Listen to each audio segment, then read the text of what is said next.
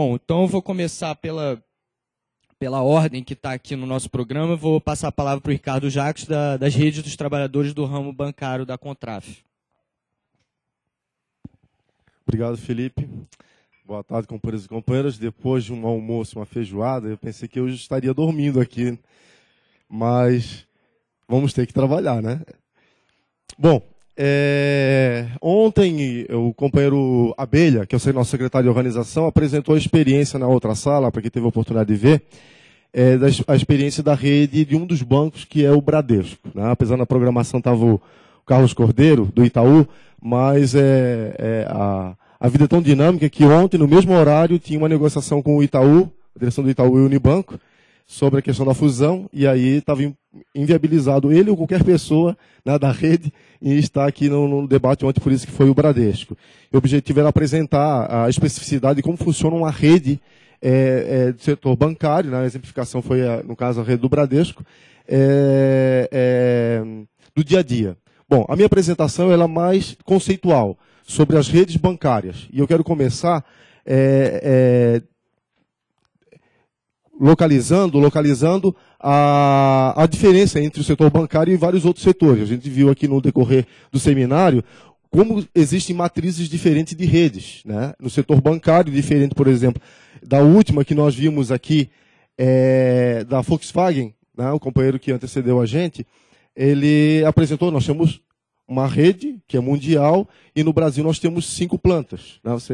Aí tem uma dinâmica de organização de rede que você precisa ter uma organização que dá para trabalhar com a organização de base, porque são 5 locais de trabalho. Você imagina uma rede em um banco, que você tem uma rede de agências bancárias em todas as cidades do país, são centenas de milhares de agências, que é impossível você ter uma rede, né, que você tenha representantes nos locais de trabalho.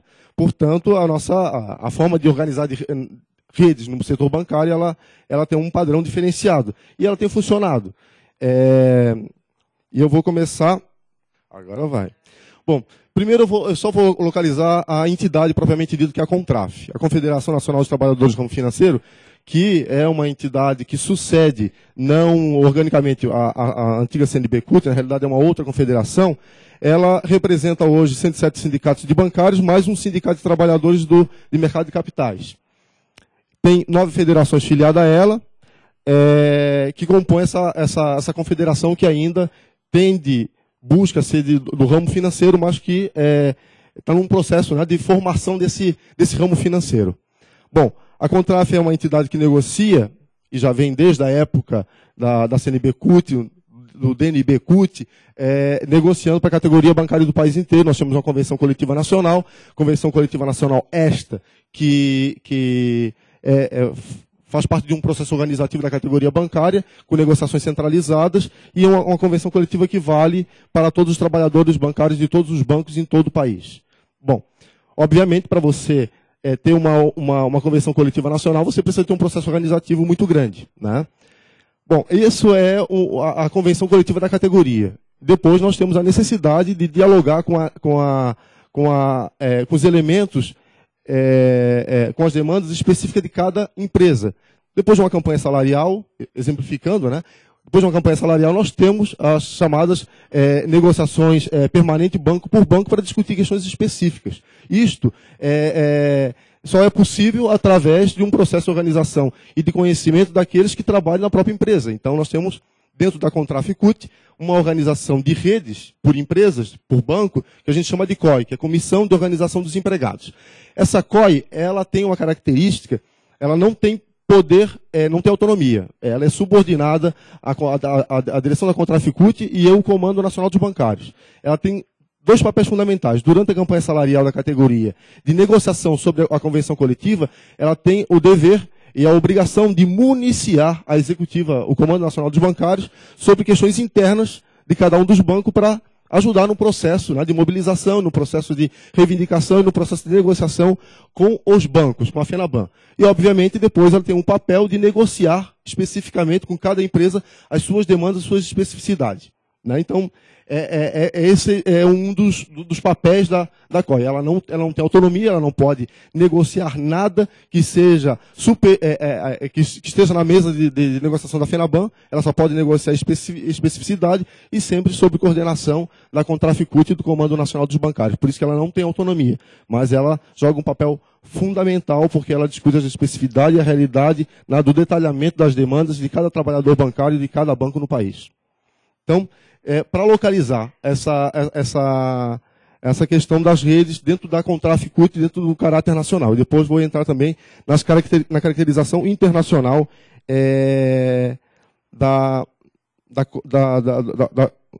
da rede internacional dos bancários. Bom, o coletivo da COI, que é a Comissão de Organização dos Empregados de cada banco. A nossa base, como eu falei anteriormente, é diferente de outras categorias, nós temos como base o próprio sindicato. O sindicato, que representa o conjunto de bancários de determinado município, uma determinada região, e nos bancários nós temos situações desde o sindicato dos bancários do Rio de Janeiro, que representa todos os bancários somente do município do Rio de Janeiro, como o sindicato dos bancários de São Paulo e Osasco região, que pega uma região metropolitana, como o sindicato dos bancários do Espírito Santo, que pega um estado inteiro, ou o sindicato dos bancários do Pará, Amapá, que pega 2 estados. Então nós temos todos os formatos de sindicato.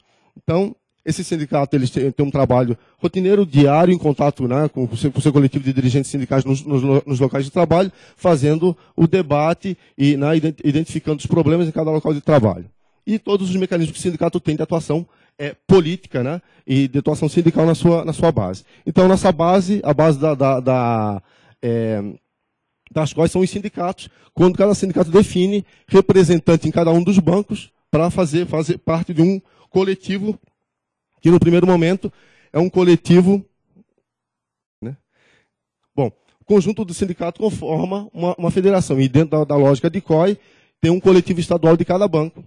Deve estar sendo conformado de cada federação, um coletivo estadual. E dentro desse coletivo estadual se compõe um conjunto de federações, um coletivo nacional. Portanto, pelo número de trabalhadores na base, tendo mais do que...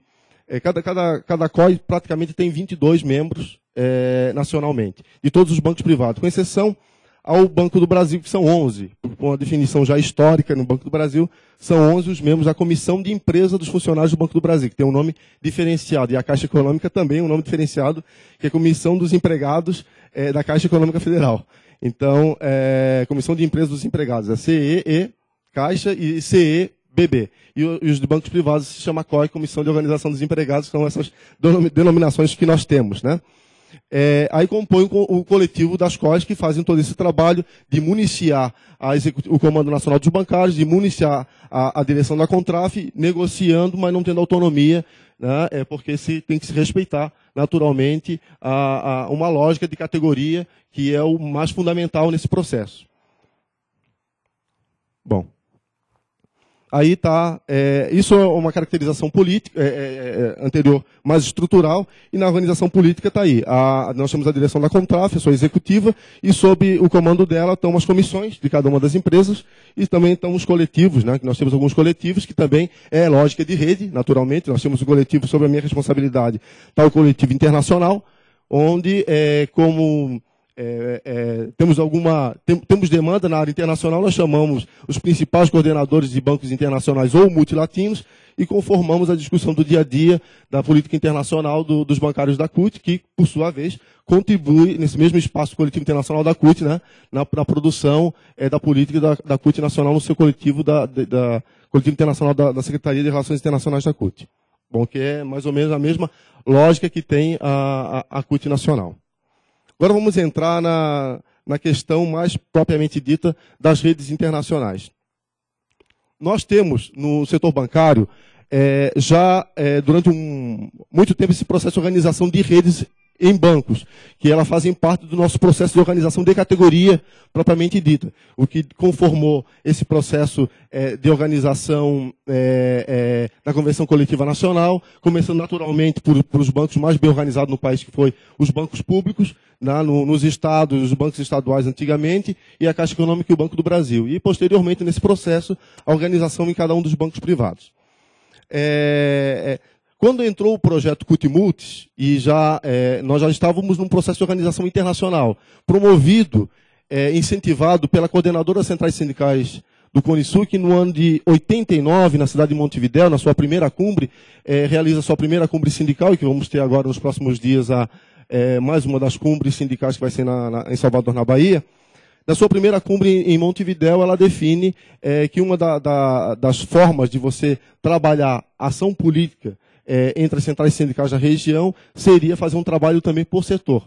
E aí, o setor bancário tem a sua primeira reunião, mas é somente no ano de 2000 que se tira como estratégia, que foi na cumbre sindical de Florianópolis, se tira a estratégia de se trabalhar em redes, começando com bancos internacionais. Bom, na história das redes, internacionalmente falando, nós temos a participação desde 2001, quando se começa a constituir as redes propriamente ditas, de alguns bancos, até o ano atual, da participação de bancários da Argentina, do Brasil, do Chile, Colômbia, Costa Rica, Espanha, Grécia, Guatemala, Holanda, México, Paraguai, Peru, Portugal e Uruguai. São entidades sindicais que, no decorrer desses 8 anos, vêm em vários momentos participando, outros momentos não participando, mas estão conectados em rede nos bancos privados.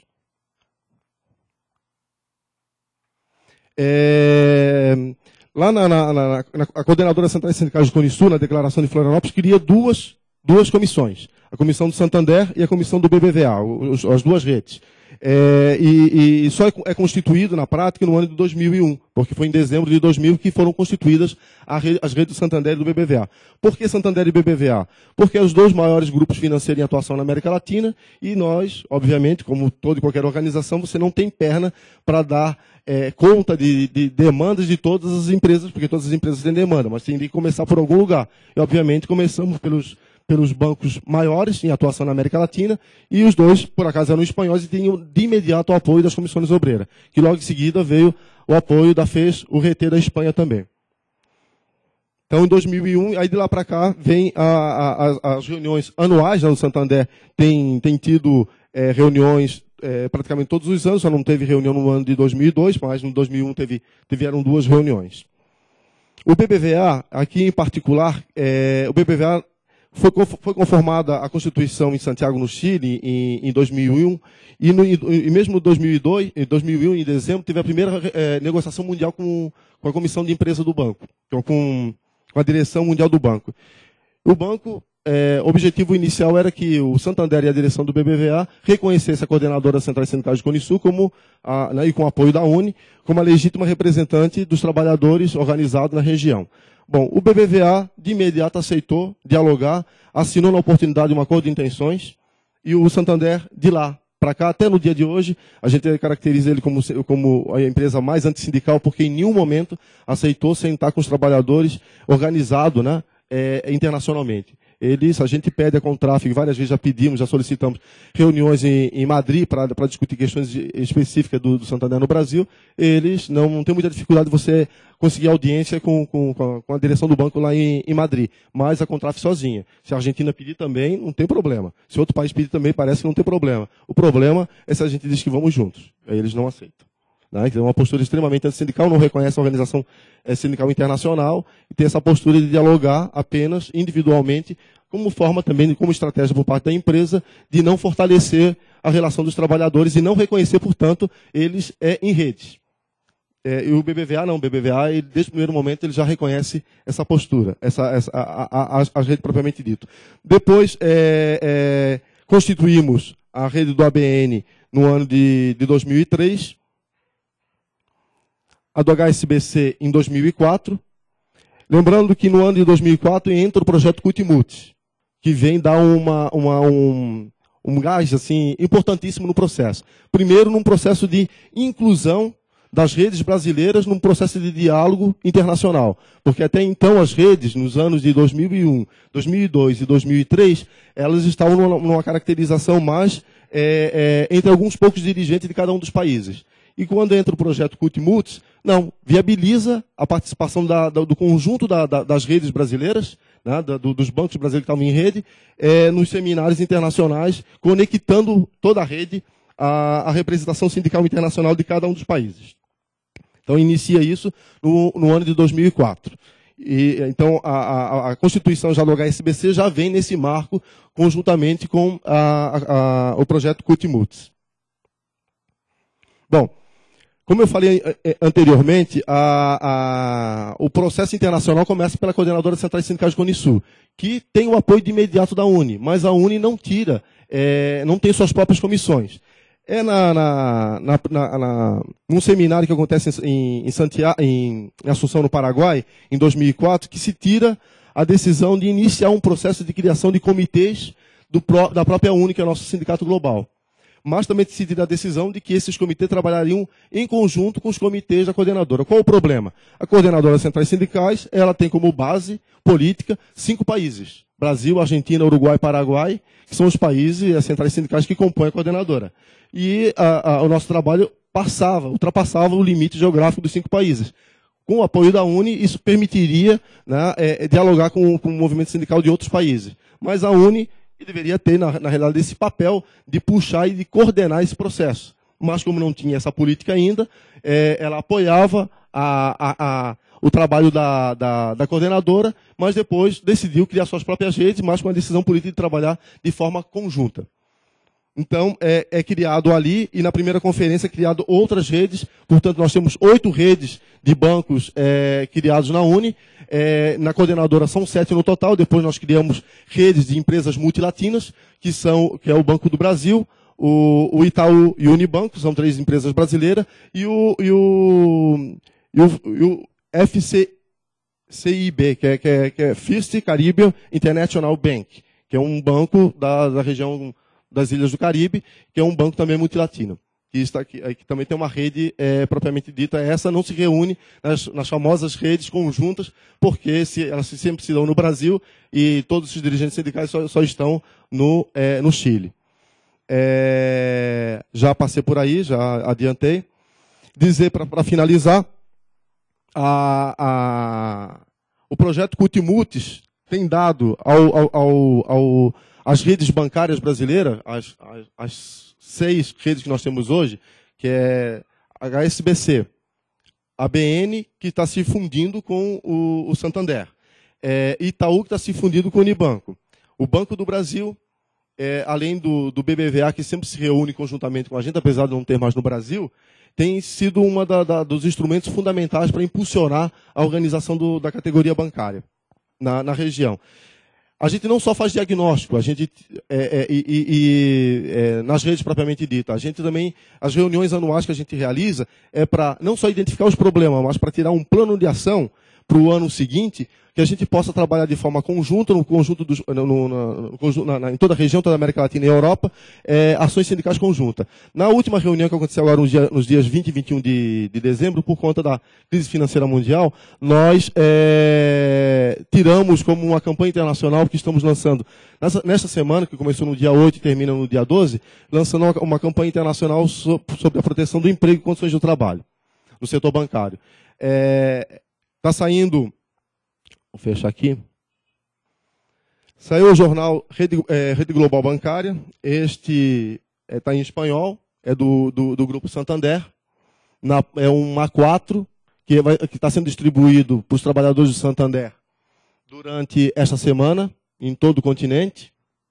A marca da campanha é esta marca, campanha sobre proteção de emprego e condições de trabalho, que é da Coordenadora Centrais Sindicais e da UNE, que é da nossa rede internacional de trabalhadores do Grupo Santander. E assim temos Santander, no caso aí Santander e HSBC, né?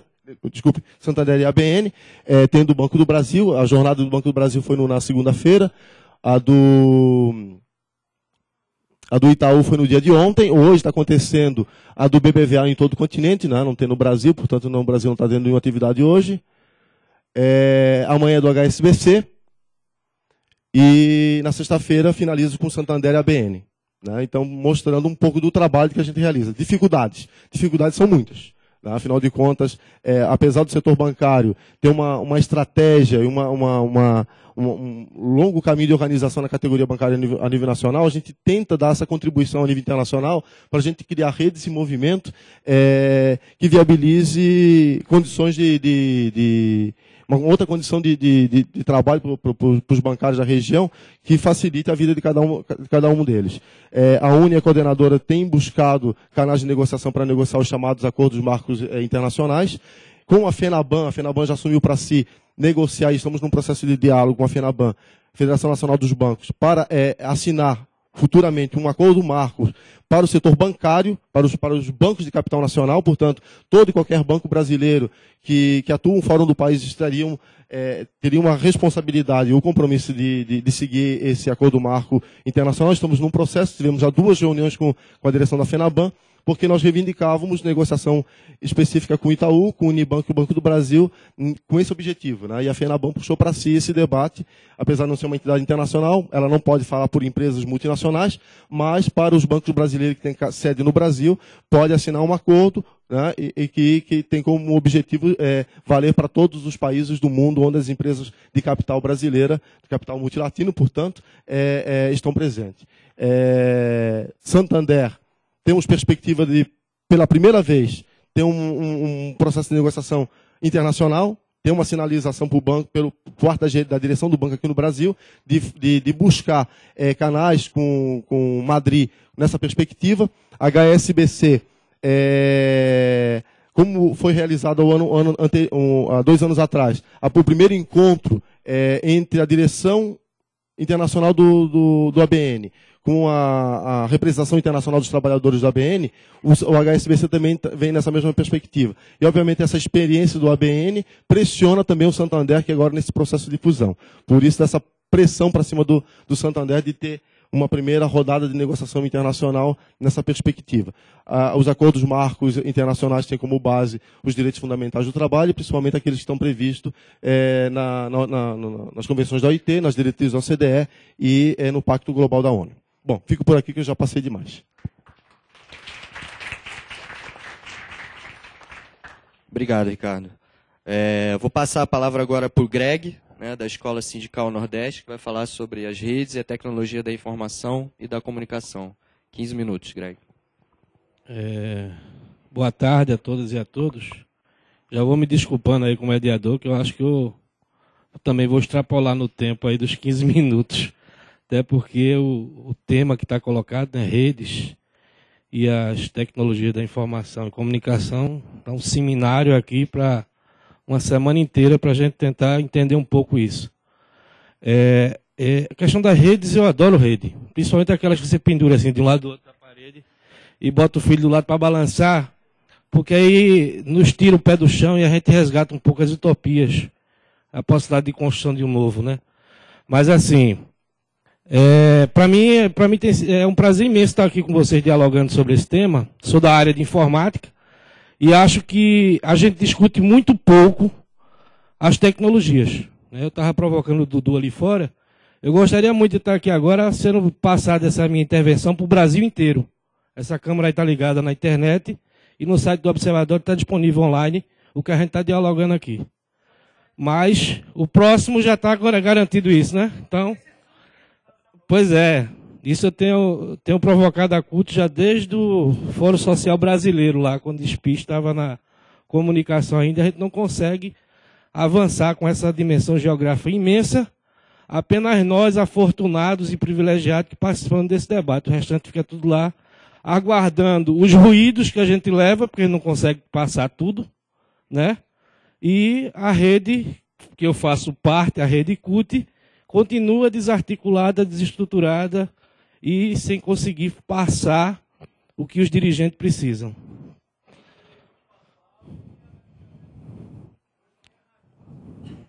Pois é. E que muitos desconhecem, né? Se for entrar nos grotões, tudo que é sindicatura hoje tem computador com banda larga. Mas aqueles que acessam, de fato, os conteúdos que estão lá, que a gente nem sabe como chegar a eles, é um debate que a gente tem que travar de como esse conteúdo tem que chegar aos dirigentes. Vamos lá, eu vou tentar fazer rapidamente, porque é 15 minutos.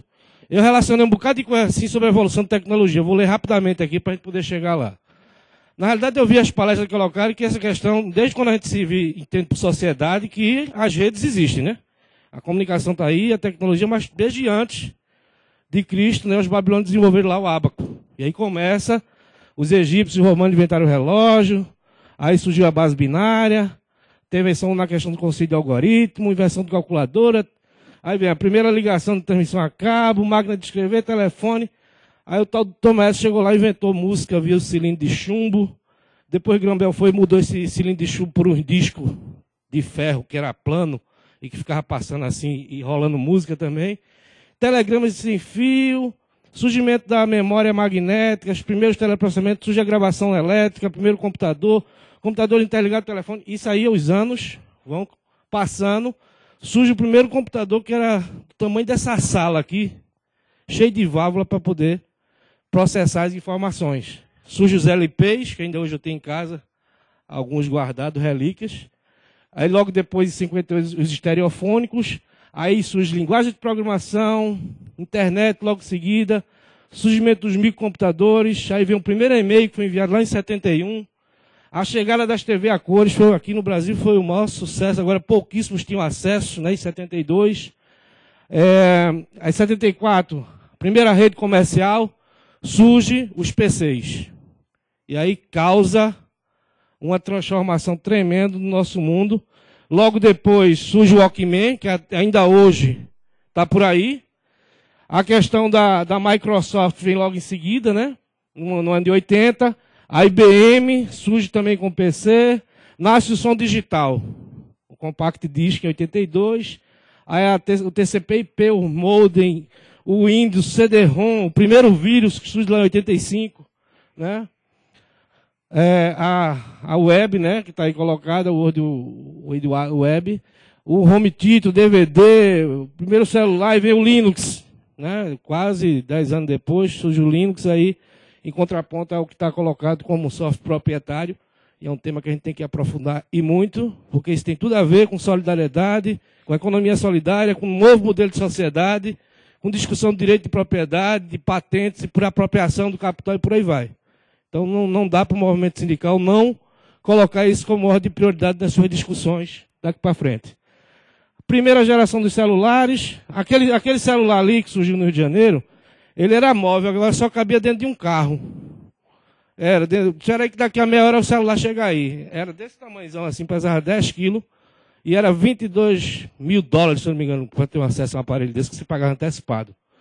Aí vem, em seguida, a segunda geração de celulares, que já é mais portável, já manuseava mais.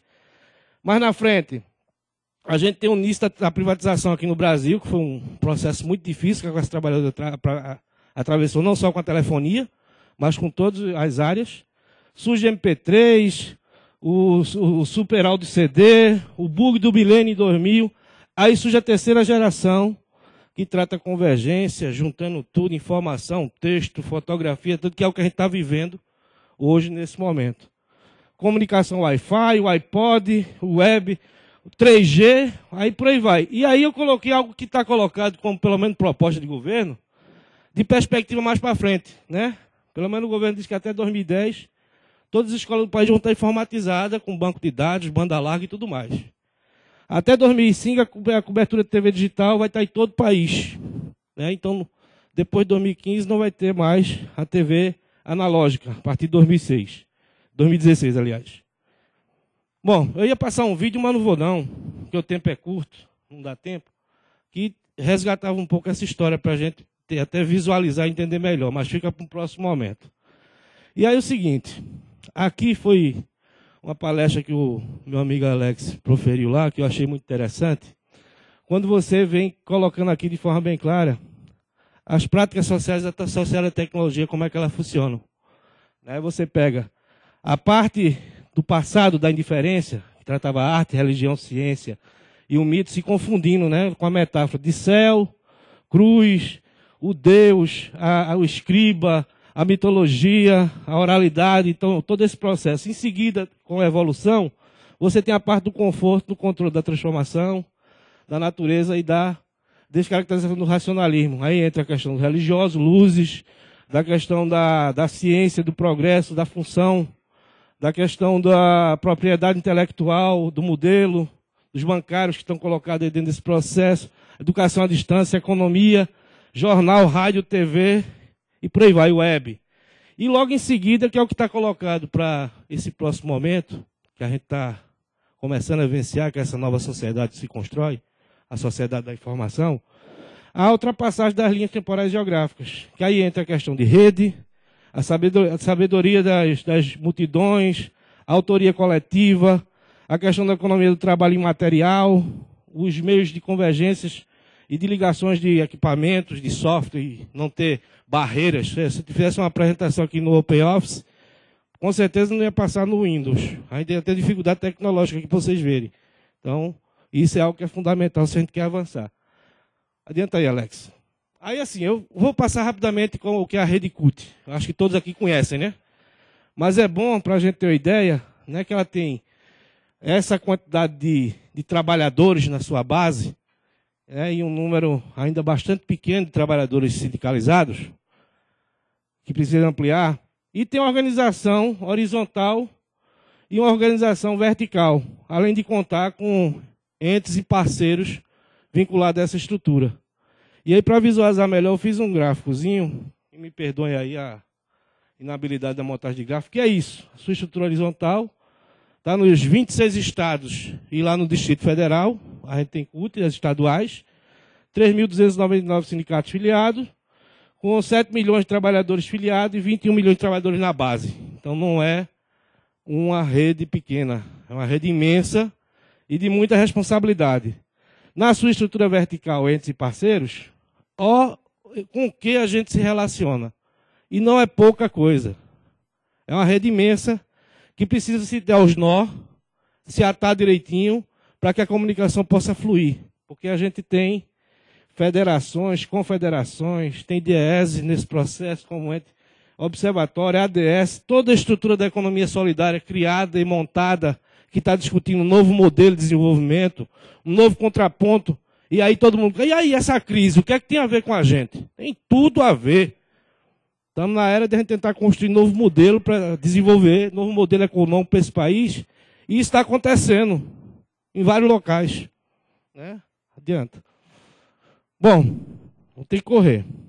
Aí eu coloquei, eu vi que falaram mal ou falaram bem, eu não entendi de Castells, mas eu coloquei alguns pensamentos deles aqui. Ó. A tecnologia torna-se pela primeira vez na história, uma força direta de produção, e não apenas um elemento decidido do sistema produtivo, sendo sua principal característica o ciclo permanente de retroalimentação entre a inovação e o uso da mesma. Isso permite uma rápida difusão, conectando o mundo numa velocidade desigual e seletiva, tanto social quanto funcionalmente, que determina a existência de grandes áreas do mundo e considerável segmento da população, desconectado do novo sistema tecnológico. A importância da TI é observada por diversos autores que afirmam seu papel central na conformação de uma nova revolução industrial, a revolução da informação, que para muitos tem servido de base para a configuração de uma nova estrutura social, a sociedade da informação ou a sociedade do conhecimento. Para Castelo, a sociedade é uma sociedade em rede. Eu vi pessoas falarem aqui já em diversas palestras que a sociedade ela vive em redes. Pode até estar desarticulada, feito nós da CUT, né? Mas ela existe. Em que os principais processos se organizam em redes mundiais. Mercado financeiro, produção, comunicação, cultura, política e até mesmo o crime. De tal forma que o poder dos fluxos de informação, dinheiro, é mais forte que os fluxos do poder. 5. Então, corre aí. E o futuro, o que é que nos espera, né? Pelo menos quando eu estou na minha rede com o meu guri lá balançando, eu fico pensando nas minhas utopias, e aí eu coloquei uma série de coisas que eu acho que a gente tem que perseguir, né? Além daquela tônica de trabalhadores do mundo univos, né? Aí tem aqui, todos inseridos na sociedade da informação e comunicação. Isso é um sonho, onde a gente tem uma sociedade de analfabetos que não tem nem acesso ao letramento. Mas está aí colocado. Cidades digitais, garantindo acesso gratuito para todos. Todas as escolas informatizadas e com laboratórios ligados na rede mundial, em banda larga. Alta tecnologia, pequenos aparelhos, que vai dar alta mobilidade, com alta capacidade de armazenamento e alta resolução, e a introdução da nanotecnologia, que o Observatório encampa também nas suas discussões. A convergência tecnológica, de som, imagem, texto, dados, etc., em um só aparelho, né, podendo migrar para outros aparelhos sem dificuldade nenhuma. Hoje, quando eu troco o celular, é uma dificuldade para saber como é que eu vou fazer para botar minha agenda no outro.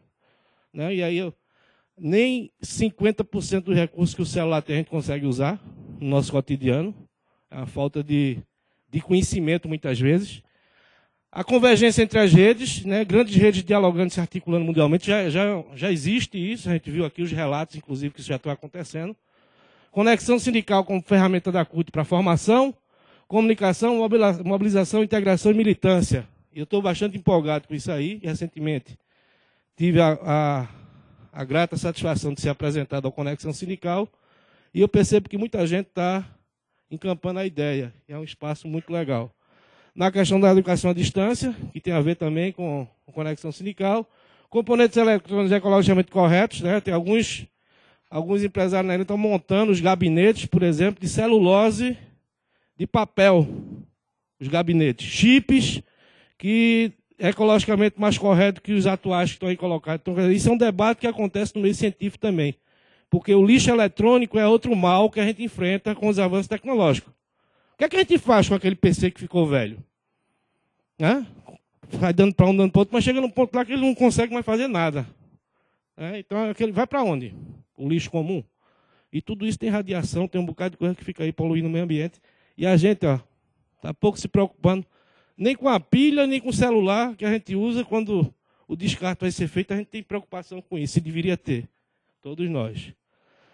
Componentes eletrônicos ecologicamente corretos. Infovias, portos digitais e conectividade. Isso é uma tendência.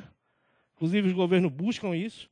Militância pela internet, o ciberativismo, que é algo que a gente vai ter que discutir com muita propriedade, como utilizar desse instrumento para mobilizar, para denunciar, para fazer pressão junto aos diversos crimes, injustiças e coisas que são contra a luta da classe trabalhadora. E políticas públicas que ampliam a inclusão e a democratização da informática, sem contar na questão da TV digital, que muda e revoluciona muito a questão da relação do usuário com a TV. Se a coisa for avançando na perspectiva que vai, você vai ter uma TV lá na frente que você vai estar interagindo com ela. E é o ponto que eu queria entrar, que é qual o conteúdo que nós queremos. Para que toda essa tecnologia, se os conteúdos não estiverem prontos? O que é que vai passar nessas escolas que vão estar tudo informatizadas? O que é que a gente quer que passe na televisão, no rádio, ou o que é que a gente quer que a gente transmita pelos celulares para que as pessoas fiquem sabendo? Se nós não discutirmos os conteúdos, a gente vai estar, como já estamos, atrasado na discussão da sociedade da informação. Você não dá só para você disponibilizar acesso, e não dá para você só disponibilizar locais para as pessoas pesquisarem. Você tem que formar esses conteúdos, e aí eu vou ler rapidamente, porque já encerrou meu tempo, que é o seguinte: programas educativos que dialoguem sobre os valores da nossa sociedade, e a sociedade queremos, facilidade de acesso a bens materiais e imateriais, programas que garantam a interatividade e possibilitem a montagem da nossa programação e possamos colocar nossas experiências para socializar com o mundo, é a questão da interatividade, que eu acabei de falar. Programa voltado para jovens, mulheres, negros, índios, quilombolas, idosos, homossexuais, etc. Programas que dialogam sobre o Estado que temos e o que queremos, debatendo sobre o papel e as políticas públicas. Economia solidária com o novo modelo econômico e de desenvolvimento. O mundo do trabalho e a sua forma de organização e os impactos das novas tecnologias, saúde do trabalhador e meio ambiente, a organização sindical no Brasil e no mundo, debater o papel, a concepção, a estudo e a prática é fundamental, as redes de comunicação, informação, como montá-las e como mantê-las. Eu vi algo que já está sendo trabalhado para isso, que eu achei muito interessante. Por fim, só relevante nos temas que eu achei que a gente precisa aprofundar. A questão do soft livre como estratégia para o movimento sindical, a questão da intervenção junto aos governos, na perspectiva da democratização da informação e comunicação, o resgate da história da classe trabalhadora, né? E aí os cursos que nós estamos fazendo pelo Projeto da Juventude. Eu vi jovens chorando na atividade, porque a gente passou aquele vídeo do primeiro conclate, e o pai dele estava lá naquele primeiro conclate, e ele nunca tinha visto aquele negócio. E tem pessoas velhas dentro do movimento, quer dizer, jovens há mais tempo, né? Que também nunca viram aquele vídeo. Não conhece da história. Um acervo imenso a gente tem aqui, a gente não conhece, desconhece. Algumas coisas tem lá no armazém memória, mas boa parte está ou dentro do sindicato a traça comendo, ou aqui na CUT somente alguns têm acesso, nem todos. E a gente tem que digitalizar isso tudinho para dar disponibilidade de informação. A formação e as tecnologias trabalhando articuladamente, a articulação das redes, o movimento sindical e a economia solidária. Tudo a ver. Tudo a ver. E o soft livre faltou ali, que já está lá em cima. E usos da TIC. Acho que é por aí. Não, mas aí eu já estava, além dos 15 minutos, eu resolvi parar. Certo? A gente encerra aí. Agradecer a oportunidade e, mais uma vez, desculpar por ter extrapolado o tempo. Queria passar a palavra agora para a Karine, que é pesquisadora lá do Soltec, do UFRJ, que vai apresentar e falar sobre a rede solidária da pesca. Olá, boa tarde a todos. Conforme o companheiro Felipe falou, meu nome é Karine, eu sou engenheira de pesca e atualmente pesquisadora do Núcleo de Solidariedade Técnica, que é um núcleo de ensino, pesquisa e extensão, oriundo do Departamento de Engenharia Industrial da Escola Politécnica da Universidade Federal do Rio de Janeiro. E o Soltec também é um programa da Pró-Reitoria de Extensão. Bom, é um núcleo que atua por meio da atitude solidária, desenvolvendo competências sociotécnicas e também voltada para a formulação de políticas públicas na geração de emprego e renda e também na questão dos direitos. E o Soltec procura trabalhar com metodologias participativas, com conceitos como economia solidária, desenvolvimento local e sustentabilidade ambiental. E dentre os projetos que nós desenvolvemos, eu vim apresentar o processo de construção dessa rede, que é a Rede Solidária da Pesca, que está se formando. Uma outra pesca artesanal é possível. Bom, a Rede Solidária da Pesca ela iniciou em 2006, a partir de uma articulação inicial de 3 projetos. A PAPesca, do qual o Soltec faz parte, que significa Pesquisa e Ação na Cadeia Produtiva da Pesca, que é um projeto que se desenvolve em Macaé desde 2006, junto com o projeto Peixes, Pessoas e Águas de Minas Gerais, do Alto e Médio São Francisco, e o Provárzea do IBAMA, no Alto e Baixo Amazonas. E qual o objetivo da Rede Solidária da Pesca? É formular, criar no espaço de trocas, visando apoiar projetos e ações, visando a formulação, a contribuição para a formulação de políticas públicas voltada para a gestão da pesca, da cadeia produtiva da pesca no Brasil. Bom, histórico da rede, como eu falei, se iniciou a partir de 2006, mais ou menos, a partir de uma visita técnica que o Soltec fez ao projeto Peixes, Pessoas e Águas, que nos convidou para fazer uma assessoria técnica, mas o que acabou resultando desse encontro foi a proposta de criação dessa rede, uma rede de estudos e projetos para a sustentabilidade da pesca.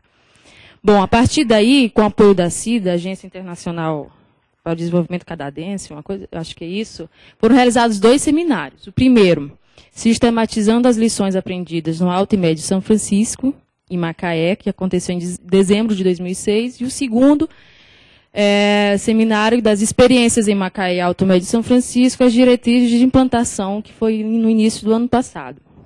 Participaram desses seminários representantes de colônias, associações de pescadores, cooperativas, grupos de beneficiamento de pescado e até mesmo representantes do poder público municipal.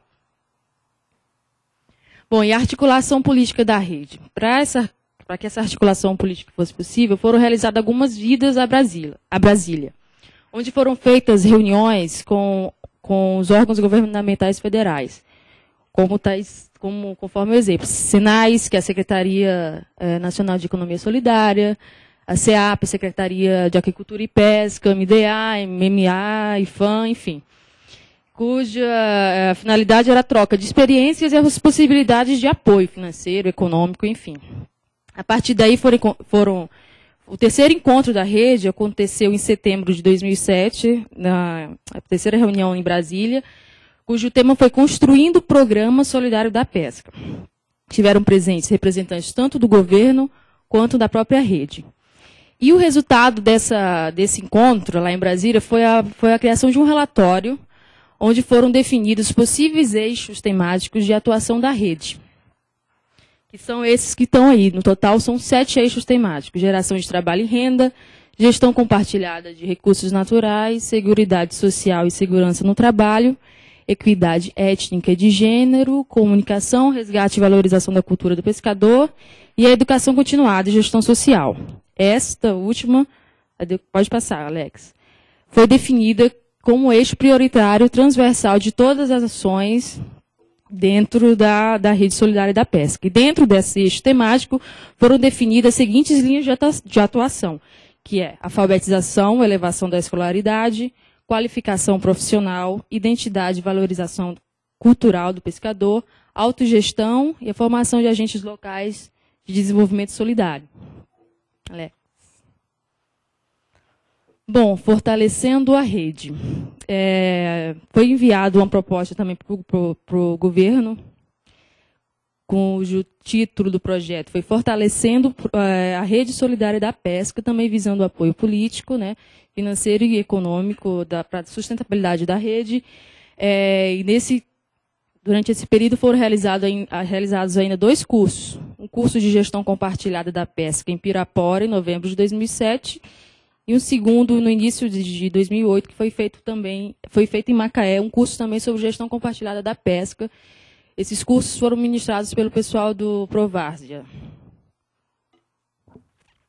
Bom, esse gráfico ele traz a estrutura organizacional da rede, como é que ela está composta, que é composta por uma coordenação geral, com representantes de 4 coordenações locais, a coordenação local do Litoral Fluminense, da qual nós fazemos parte, a coordenação local do Alto e Médio São Francisco, a do Baixo Amazonas e do Alto Amazonas. O interessante aqui destacar é que essas coordenações locais elas são compostas por um representante técnico e um membro da comunidade. Então, todos os encontros da rede sempre foram com essa composição dessas 4 localidades e sempre com um técnico, um representante técnico e um comunitário. No caso do Litoral Fluminense é o Felipe, que é o coordenador, não, é o nosso amigo Felipe, e a Celeste, que faz parte do grupo de beneficiamento do pescado em Macaé. Bom, o 3º seminário da rede aconteceu esse ano, em abril, em Santarém, e contou com a participação dos integrantes dos 3 projetos nessas 4 regiões, do Litoral Fluminense, com a base em Macaé, Alto e Médio São Francisco, Pirapora, Baixo Amazonas em Santarém e no Alto Amazonas em Parintins. Também participaram desse encontro a Senais, a SEAP e o Ministério da Cultura. Bom, e o resultado desse 3º seminário foi o projeto de consolidação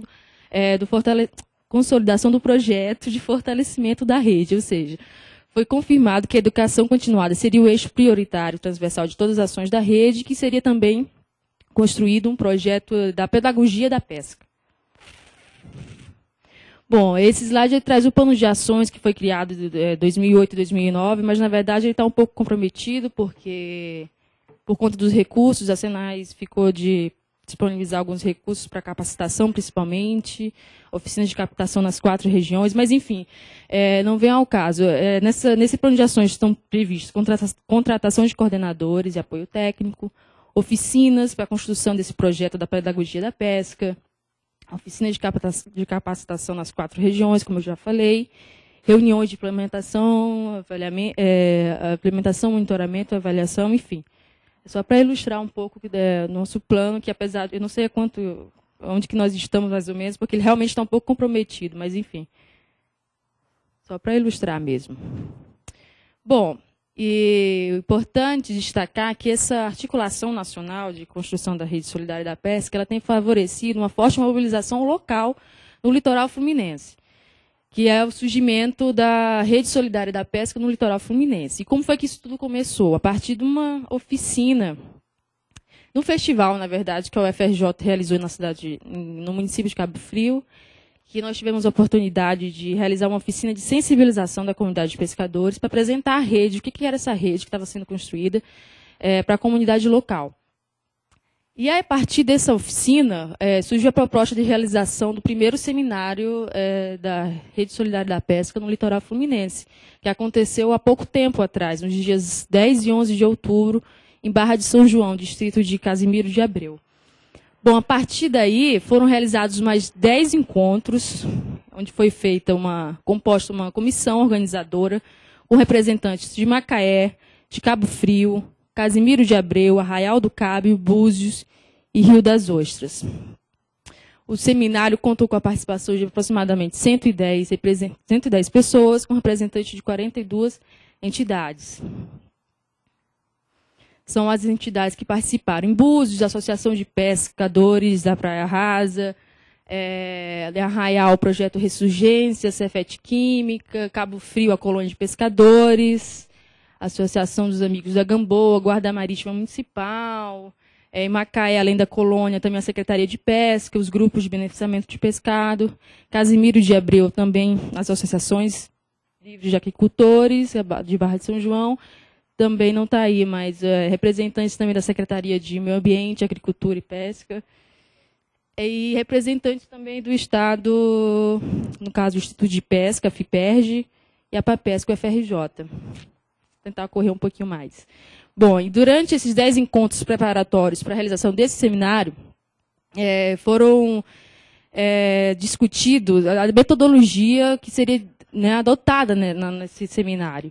Um processo construído coletivamente, de forma participativa, onde foram definidos esses 5 eixos que estão aí. Gerenciamento costeiro, beneficiamento aquicultura, para quem não sabe, é o cultivo de organismos aquáticos em cativeiro, ostras, peixes, enfim. Infraestrutura pesqueira, monitoramento, estatística e direitos e benefícios dos pescadores. Bom, a dinâmica consistia basicamente em formar grupos para discussão desses eixos temáticos e também discussão principalmente dos problemas comuns encontrados na região e os problemas específicos. E no final foi feita uma plenária onde foi tomada uma série de encaminhamentos como a seguir. Só para ilustrar também, não tem menor condição de... Mas, enfim, cada grupo discutiu essas temáticas e foram propostos esses encaminhamentos. Bom, o seminário contou com apoio, patrocínio do FRJ, da Decania do Centro de Tecnologia e da Pró-Reitoria de Extensão. Também contamos com o apoio das prefeituras, importante destacar também essa relação muito forte da rede, não só com os pescadores, representantes dos trabalhadores da pesca, mas também com o Poder Público Municipal. Prefeitura de Macaé, Cabo Frio, Casimiro de Abreu, o Sindesprev também, contou, e o Cefet Química. Só uma foto para ilustrar o slogan do seminário, primeiro seminário da rede, Litoral Fluminense. Considerações finais. Bom, devido ao tempo, são muitas siglas, é um pouco confuso de entender, mas o importante é ficar registrado aqui esse processo de construção da rede solidária da pesca, que é uma rede com fins políticos e econômicos. Políticos, porque a gente quer colocar os trabalhadores na arena de discussão, as tomadas de decisões, e econômicos porque visa dar sustentabilidade, de alguma forma, à cadeia produtiva da pesca, como um todo. Formulação de políticas públicas voltadas para a pesca no Brasil, porque que a gente sabe, principalmente para o pescador artesanal, porque a gente sabe que a política, o governo, sempre voltou os olhos sempre esteve mais voltados para o pescador industrial, e até um certo conflito do pescador industrial e o artesanal, mas enfim. Então, essa formulação de políticas públicas voltada para a gestão da pesca, mas sempre com um olhar focado também no pescador artesanal. O intercâmbio entre projetos, redes, que sigam os mesmos princípios, as trocas de experiências. E um dos objetivos principais dessa rede é colocar os trabalhadores à frente do processo, investir forte na formação, fazer com que eles sejam protagonistas, coisa que eles ainda não são, ainda está muito dependente da articulação da UFRJ, da universidade. E a rede também visa apoiar viabilizações locais, e é uma rede que está lastreada na amizade, na confiança e principalmente na solidariedade. Bom, acho que era isso, não tem mais. Essa é uma foto só para registrar do primeiro seminário da rede, que aconteceu lá em Barra de São João. Bom, era basicamente isso. Eu queria agradecer a oportunidade que o Instituto Observatório Social nos concedeu para estar apresentando esse processo de construção que da Rede Solidária da Pesca, que é uma rede muito nova e que, na verdade, eu estou aqui mais para aprender com vocês do que para passar alguma experiência. Mas, enfim, era isso. Obrigada. Obrigado, Karine. Obrigado pelo cumprimento do tempo exato. Bom, eu vou passar a palavra agora para o último participante da mesa, para o Ângelo Martins, que vai apresentar a rede dos trabalhadores da SHV Gás. Boa tarde aos companheiros e companheiras, eu sou Ângelo Martins, sou do Sindicato dos Trabalhadores do Comércio de Minérios e Derivados do Petróleo do Rio Grande do Sul, e a necessidade que a gente teve de construir a rede foi devido às dificuldades nossas encontradas. Primeiramente, eu gostaria de dizer para os companheiros e as companheiras o que é SHV Gás. Talvez as pessoas não sabem nem o que é SHV Gás. SHV é uma sigla holandesa que lá na Holanda quer dizer de carvão, mas a SHV Gás é uma empresa multinacional que é a maior empresa distribuidora de GLP do mundo. O que é GLP também? De repente, essa sopinha de letra aí, ninguém... GLP. Não confundir com GNV. GLP, então, gás liquefeito de petróleo. O popular gás de cozinha, que todo mundo tem, aquele que não tiver gás canalizado ali, tem na sua casa aquele botijão. Então, quer dizer... Então, essa questão que nós estamos colocando da necessidade da rede dos trabalhadores da SHV, primeiramente a gente queria dizer essa questão que esse capital holandês veio aqui no Brasil no ano de 1995 e comprou 2 empresas nacionais, aquelas empresas de família, né? Que era a Supergasbras, que atuava muito no Rio de atua hoje no Rio de Janeiro, e a Minas Gás, que tinha sua sede em Minas Gerais. Então ela comprou essas 2, mas essas 2 marcas ainda estão aí no comércio, né, disputando, aparentemente, uma disputa com a outra, mas na verdade o dinheiro vai para o bolso só de uma, que é da SHV. A SHV, quando ela compra essas 2 empresas, ela pega 24% do mercado, que hoje são mais ou menos umas 5 empresas grandes no mercado, que é a Liquigás, que antes era da italiana, hoje é uma estatal, a Copagás, Nortegás Butano, e aqui em São Paulo temos a Ultragás, né, que é a que predomina o setor. Mas a SHV, quando ela compra a Minas Gás e a Supergasbras, ela detém 24% do mercado nacional. E são só essas 5 ou 6 empresas que atuam em nível nacional. O resto são pequenas empresas. E como é que eles se distribuem? Então, só a SHV tem mais de 25 mil postos de revenda, formal e informal. Isso aí, quer dizer, hoje o botijão de gás é vendido até no poste, na bicicleta, no lombo do burro. Então, quer dizer, eu vi os companheiros de manhã comentando sobre a rede da Volkswagen, né, e dizendo que depois de 7 anos ainda estavam construindo, né. Eu digo, se a rede da SHV, com 7 anos, recém está sendo construída, está sendo... A rede da SHV, ela está no útero, eu acho que nem no útero está ainda, né? Quer dizer, da dificuldade que nós temos ainda pela cultura sindical deste país. Essa é a questão. Nós temos uma cultura muito difícil, que é uma competição entre... E a fogueira das vaidades, né? Não, essa base aqui é minha, não, essa é tua, essa é aquela outra. Então, há uma competição desenfreada nessa questão aí. Antes era dos sindicatos, depois era das federações, depois era das confederações, agora são das centrais, né? Quem tiver mais centrais e quem tiver mais nos congressos, quem levante o braço, conforme o boi ponteiro levanta, é o que vai ganhar. Então, quer dizer, essa ferramenta chamada rede, eu acho sensacional, embora eu tenha visto, e que bom que a gente tenha o contraditório aí, que olha, essas redes não funcionam, não isso, aquele outro. Mais ou menos, para nós da SHV Gás Brasil, e aí eu quero já relacionar que isso aí é um trabalho, principalmente da Contrax, que é a questão da confederação, da CUT, do DIESE, do próprio observatório, que estava nessa questão, e do companheiro da Cutimult, o companheiro Drummond. Então, eles que estão nos dando essa ferramenta. Porque nós estamos recém iniciando isso, mas muito, não posso nem dizer engatinhando. Tivemos 2 reuniões, né? E uma das principais dificuldades que nós temos, que eu já referi, é a fogueira das vaidades.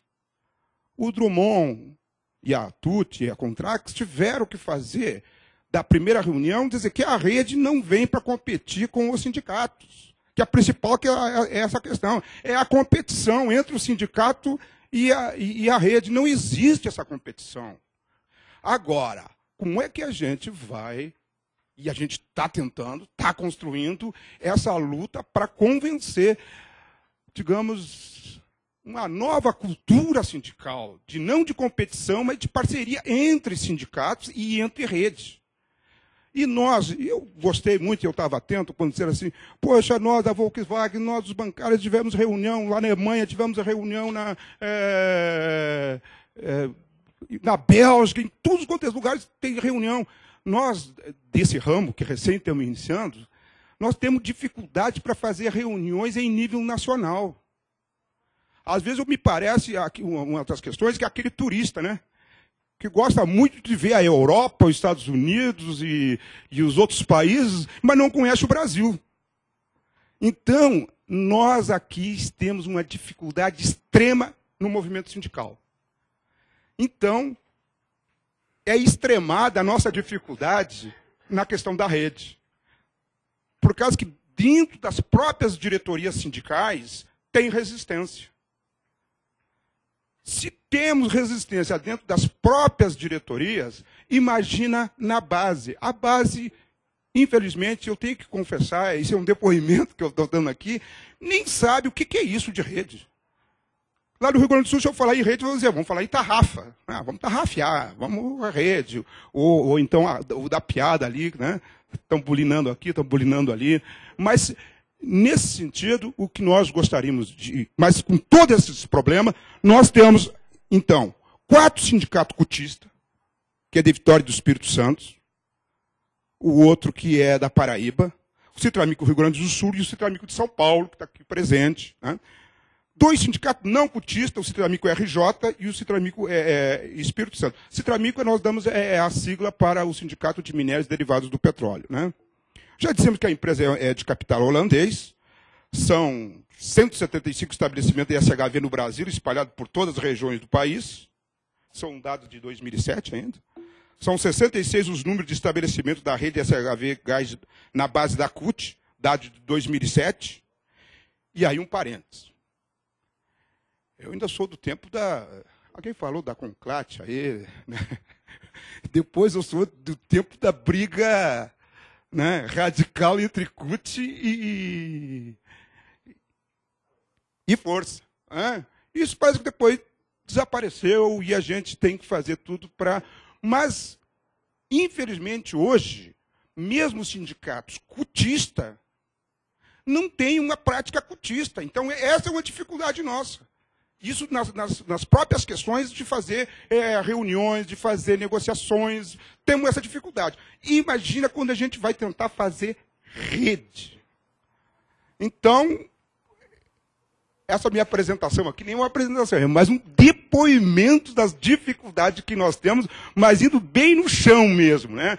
Não dá para mim, eu puder trazer até o companheiro da Contrax, mas eu tenho aqui a questão ali de fazer uma apresentação. Eu digo, não, eu acho que eu vou ir lá na cara dura mesmo, dizer das nossas dificuldades, dizer dos nossos problemas e de como é que nós estamos prospectando essa questão aí. Volto a dizer, nesse caminho que é da Contrax, que é do Diese, que é do Observatório, que é também, que também é nosso. Mas eu fico, às vezes, assim, digo, puxa, mas eu estou entrando nessa casa aqui, mas nessa casa aqui estão dizendo que isso aí já é um processo falido, quase. Digo, meu Deus. Aí eu tenho que olhar a cabeça e digo, não. Para nós, é uma ferramenta que tem que... Se não está bem afiada, é nós que vamos ter que afiá-la. Esse é o nosso desafio. E aí não dá. Eu sou do tempo que dizia que CUT... Quem é a CUT? Quem é a CUT? CUT somos todos nós. Se tem alguém atravancando ali, opa, tem que arredar. Arredar, porque esse é o caminho da globalização, internacionalização dos trabalhadores. A classe trabalhadora é internacional. Eu sou colorado também, né, gaúcho também, quer dizer, mas a classe trabalhadora é aquela velha questão, é internacional. Então não é nós que vamos criar barreira entre nós mesmos. E nesse sentido, já que o tempo está... ainda tenho 5 minutos, para colocar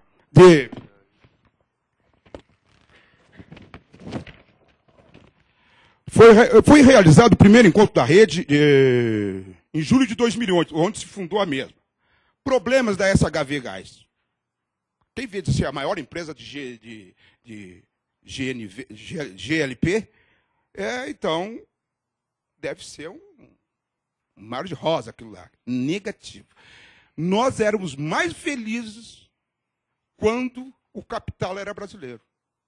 Quando passou a ser a administração da SHV, era o saco de maldade. Pegaram o que tinha pior em uma e o que tinha pior em outra e juntaram tudo. E o que algumas coisas que nós tínhamos de conquista, foi para o saco. Não tem chance. Das ações antissindicais é muito complicado. É a todo momento. E aqui eu ouvi que os companheiros foram na África do Sul e parece que os companheiros lá da África do Sul não sabiam muito saber o que era PLR, ou PL, ou PR. Meus companheiros, eu vou fazer um desafio aqui. Não preciso ir na África do Sul, não. 90% dos trabalhadores brasileiros não sabem o que é PR, não sabem o que é PLR. Alguns diretores até dominam esse tema.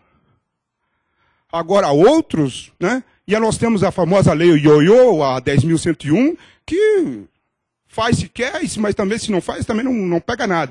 E nessa questão aqui, é um grande problema para nós na SHV. Na SHV eles fizeram um plano de resultados, PR, plano de participação dos resultados, aonde os trabalhadores do chão da fábrica, o peão, né, ganha um salário. E digamos assim, o pessoal, né, do andar de cima ganha de 10 para fora de salários. É uma coisa descomunal. E eu ainda estou para ver, embora algumas questões, eu podia citar a PLR da Petrobras Distribuidora, da Petrobras, coisa, ali, no mínimo 15, no máximo 45 mil por ano. Opa, é isso aí. Mas como é que é formado aquilo? Ninguém sabe também, né?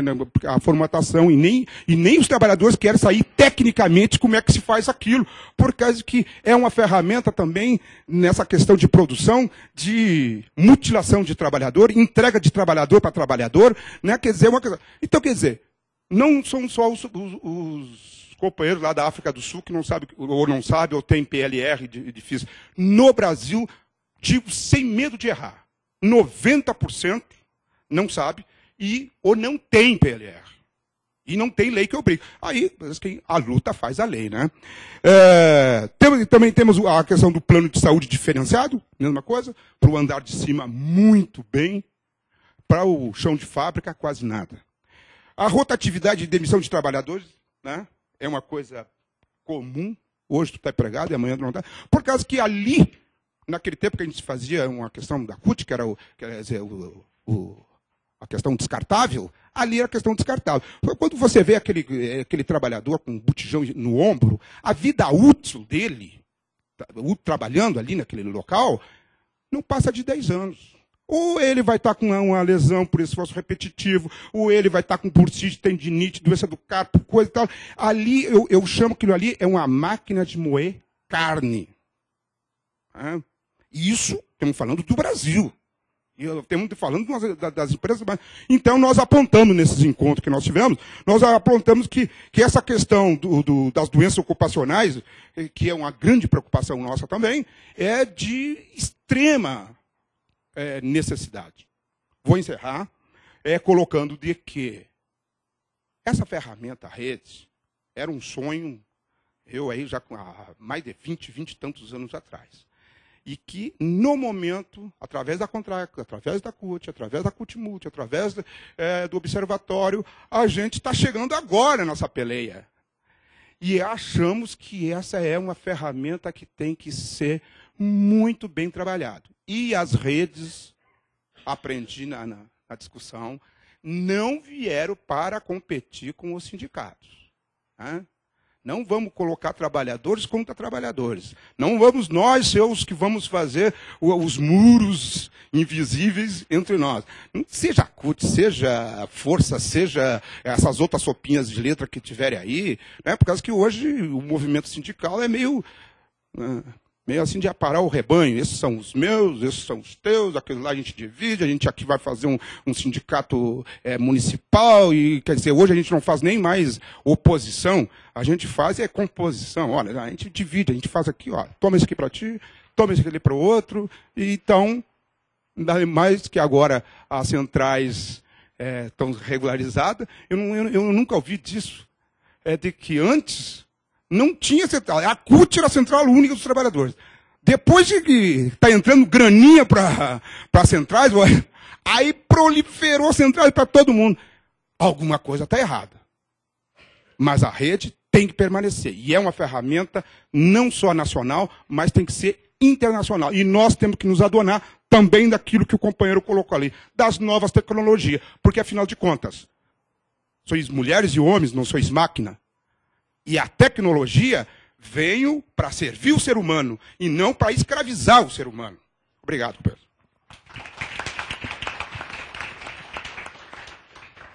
Obrigado, Ângelo. Acho que a gente tem um campo rico para discussão agora. Tivemos apresentações de redes bem diversas, com problemas diversos, em estágios diversos. Temos redes da sociedade civil, com trabalhadores, com academia, com poder público, como é o caso da pesca, onde existe um desafio em termos de sustentação da rede, né? Temos redes de trabalhadores em estágios diversos, né? Um estágio inicial, com uma dificuldade devido às várias estruturas sindicais que existem. Temos os estágios mais avançados dos bancários, mas também com algum problema de reconhecimento por parte de algumas empresas. E aí temos também as ferramentas, né, das redes de informação, os desafios a serem enfrentados como essa ferramenta para a indução dessas redes que a gente conversou aqui. Então eu queria abrir aqui para as perguntas, para a gente lembrar de manter as perguntas bem sucintas e diretas. A gente vai ter 35 minutos para discussão. Até 4h30 a gente pode... Isso. Bom, ser breve, bem, né? E vou fazer duas perguntas apenas, tá? Para a Karine e para o Greg. Nós, como formadores, né? E temos que pegar bem essas coisas que a gente pode ter um pouco de dúvida, porque justamente eu acredito que muitos desses problemas estão vinculados à própria questão da formação. Né? Então, como formadores CUT, é importante para nós tirarmos essas dúvidas. Bom, Greg, você falou da importância da tecnologia, da apropriação da tecnologia, né? Muitas vezes nós pegamos esse discurso, né? Olha, eu mesmo utilizo muito desse discurso na formação. Olha, a tecnologia está aí, ela tem que ser apropriada, né? Ela não é um meio, ela é um meio em disputa e que nós temos que entrar nessa disputa. Mas tem alguns dados que me chamam muita atenção também no Brasil, é que, olha só, dos 5.562 municípios, 4.215 não tem internet, não tem sequer rádios AM, né? Onde a tecnologia está longe desses municípios. E nesses 4.215 municípios, nós temos aproximadamente 45 milhões de brasileiros. São 45 milhões de brasileiros numa outra realidade. Né? Eu pergunto, será que muitas vezes, ao empossar um discurso como esse, nós não estamos desconsiderando um outro Brasil que existe? né? Um Brasil rural, um Brasil que as pessoas vivem, e aí assim, que essa tecnologia, ela não faz parte da vida dessas pessoas, não apenas porque ela não está lá, mas porque também não faz parte da vida deles mesmos, né? Do gado, da troca. Muitos municípios em Goiás, as pessoas vivem da troca. O mercado ainda não não chega nem perto do que nós temos nas metrópoles. E para a Karina, eu quero, assim, vou solicitar a você, pedir, que você fale um pouco mais sobre a formação que vocês trabalharam com esses pescadores. Né? É uma formação para o lado do empreendedorismo, né? Ou é ensinar o pescador a pescar? Né? Explica um pouco mais sobre isso. E aí tem um problema que eu quero levantar. Ao trabalhar a profissionalização desses pescadores, né? Não estaria também colocando em risco a própria pescaria, a própria atividade de pescador, já que muitos desses lugares nós sabemos que é uma situação de precariedade e muitos deles querem aperfeiçoar para largar aquela atividade, né? Eu vejo isso, por exemplo, no Vale do Araguaia. Muito disso no Vale do Araguaia, né? Onde a pesca predatória, né, do contrabando de peixes é cada vez maior, né, que a fiscalização não consegue. Né? E sobre o São Francisco, você trabalhou lá, e ao lado político, né, da participação desses pescadores, incentivando a participação deles nas ações políticas. Nesse contexto de participação política, eles foram consultados ou então tiveram a oportunidade de fazer a avaliação deles sobre a transposição do Rio São Francisco, que é uma coisa polêmica, em pauta, que vai alterar completamente a dinâmica da vida do Vale do São Francisco. Obrigado. Então, vou aqui, prolixo, tentando obedecer aí a pauta, da questão do tempo. Queria falar primeiro para a minha corporação, meu companheiro Ricardo Jacques. Nada é mais simbólico para a humanidade do que o modelo organizacional capitalista de um banco. É um modelo aqui na China, no interior do Piauí. E eu estou te colocando isso para colocar o seguinte, meu companheiro. Nós somos, na verdade, pautados. Nós somos pautados pelo capital, nós somos pautados pelos banqueiros e nós normalmente estamos correndo atrás. Essa história de rede lá, o Greg disse, proletário de todo mundo unidos, vem de muito antes. Mas a gente espera eles se organizarem, criar suas estruturas, a gente sai correndo atrás para tentar recuperar o prejuízo. E eu queria te perguntar, nessa experiência que a Contraf tem, que contrapartida os bancos, principalmente os bancos internacionais, têm com relação ao povo brasileiro? Existe a legislação em alguns países que os bancos são obrigados a abrirem agências em locais, né, onde a economia não é tão excitante para o lucro deles e tem contrapartidas que eu acho que a gente tem que avançar para esse sentido, tá certo? E eu queria ver na organização da minha categoria como é que a gente faz para os bancos cumprirem um papel mais social. E nós temos essa defesa, eu acho que tem que contemplar isso nesse sentido.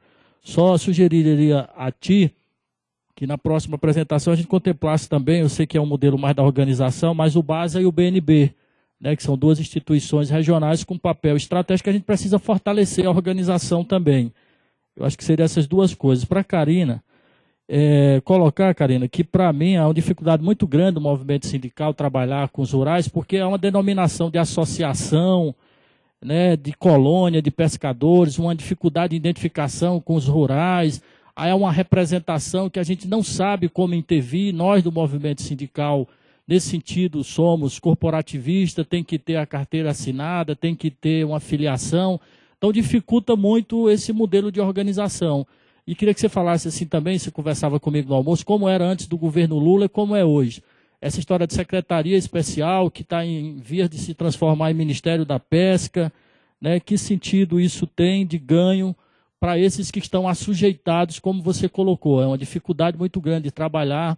O projeto de escolarização e de alfabetização tem um nome muito bonito, didático, Pescando Letras, que eu acho que é uma coisa que você poderia até falar também um pouquinho. E para o Greg, queria colocar o seguinte, Greg, eu não sei se você sabe, mas queria te perguntar qual é a tecnologia, qual é o software que a CUT Nacional usa, né, para saber qual é o que as escolas, as CUT estaduais, a história das páginas que nós temos que ter na internet, que mecanismo é esse que nós estamos tendo? Se a gente fala de software livre, Parece que há uma contradição na CUT em ter um software Windows e o Office que é pago, né? E a gente tem uma contraposição aí com Linux e com o BR Office, que podia, se a gente está falando de software livre, de uma outra realidade, já que não existe a possibilidade de ter, né, um celular livre, mas com relação à internet, acho que existe, a gente precisa conhecer o que nós temos para saber se não é contraditório isso como nós estamos falando. E falar um pouco do Conexão Sindical, é uma discussão que eu acho que é um espaço muito livre, é um espaço que deve ser exercitado mesmo, sem nenhuma triagem, sem nenhuma grande preocupação, e ter ali um processo que vá apurar o que passa por aquela rede. Eu acho que a gente tem que ser ousado mesmo e pecar, até por excesso, para isso se afunilar um pouquinho. Né? Teria outras coisas para te colocar com relação à rede internet, eu sempre digo isso. Ó. Tem um monte de gente que está mais preocupado do que com a rede internet, com a rede de água encanada, com a rede de esgoto, com a rede para dormir, e a gente pode usar esse instrumental de rede internet para fazer uma transformação social, eu acho que muito maior, e eu acho que é possível. Para terminar mesmo, meu companheiro, eu queria só colocar o seguinte, nós sindicalistas, eu sou contraditório a isso que eu vou dizer agora, nascemos, a anatomia humana nos fez assim, com 2 olhos, 2 narinas, né, e 2 ouvidos e só uma boca. Nós temos que ouvir mais e falar menos. Eu acho que a gente pode exercitar a linguagem como exercício comum, mas nós temos que saber sentar, ouvir, deixar que os trabalhadores falem, cometam seus erros, mas ter a capacidade de ser o representante daqueles que estão num processo de aprendizado. Né? E eu costumo muito dizer isso, olha, precisamos prestar mais solidariedade no campo mais amplo, e aconteceu recentemente agora um acidente envolvendo um ônibus da comitiva do Maranhão indo para a marcha de Brasília, e faltou muita solidariedade. Se a gente fala de rede, quantas CUTs, quantas entidades, quantas confederações mandaram lá um telegrama de condolências a esse acidente, quantos estavam sintonizados com essa situação dolorosa, que 3 companheiros valorosos morreram, uma teve um braço amputado em função do acidente, e é uma situação muito difícil, mas quando a gente recebe essa solidariedade, a gente se fortalece.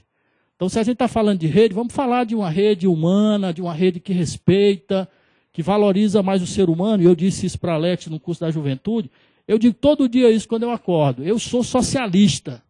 Isso não é só retórica, não. Eu sou socialista para admitir que o capitalismo não é o único viés e não é a única alternativa que nós temos. Então, afirmar isso é afirmar que nós temos que construir uma rede mais solidária no sentido mais amplo. Obrigado. Olha, para a gente ter um tempo para discussão, eu peço novamente que se diminua um pouco o tempo das perguntas, que a gente só tem mais 25 minutos. Meu nome é Juvenil, do Sindicato Derivado de Petróleo de São Paulo. Eu tenho mais ou menos 3 pontos aqui para direcionar a mesa, quer dizer, a companheira Karina. Uma delas é com relação, são aditiva aí com relação ao meu companheiro Martins, mais ou menos isso que o companheiro falou. Nós temos vários sindicatos cotistas dentro do nosso campo, que é os derivados de petróleo, do Estado de São Paulo e do Brasil. Mas nem todos entendem realmente o objetivo ideal da nossa luta com relação à bandeira da CUT. Essa é a verdade. Nem todos têm aquela vontade política de participar efetivamente, trazer proposta e ajudar os companheiros e companheiras. Essa é a verdade. Falta de integração para que a gente possa avançar no processo negocial. A gente tem vários problemas seríssimos na negociação coletiva. A única negociação coletiva nossa que tem dado resultado é a negociação da Petrobras, que é a nível nacional. Mas com relação a outros setores, nós temos outros empecilhos que dificultem as nossas unidades dentro do campo da negociação. E a gente gostaria que a CUT fizesse, na próxima negociação nossa, da gente fazer, Martins, aqui em São Paulo, uma reunião no campo da CUT, que a gente pudesse chamar, inclusive, os companheiros da força, porque acabou aquela briga que nós tínhamos na década de 80, hoje são um casalamento das centrais sindicais. Isso a gente queria construir para 2009, a unidade onde nós pudéssemos realmente falar a mesma língua e tocar uma negociação do setor do GLP a nível nacional. Isso eu gostaria que a CUT fizesse uma intervenção nesse sentido, como é a negociação da Petrobras.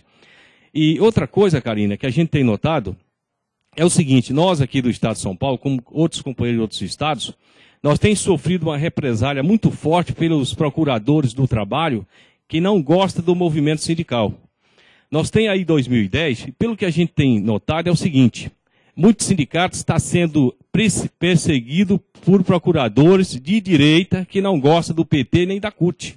Nós em Osasco, aqui em São Paulo, nós temos vários processos, né, que são intimados do sindicato para assinar o termo de conduta, inclusive desconhecendo o objetivo da Convenção Coletiva de Trabalho.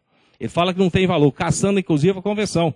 Né? Inclusive agora ele não tá, a Osasco e região não está nem chamando mais, aqui no estado de São Paulo, os sindicalistas para assinar o termo de conduta.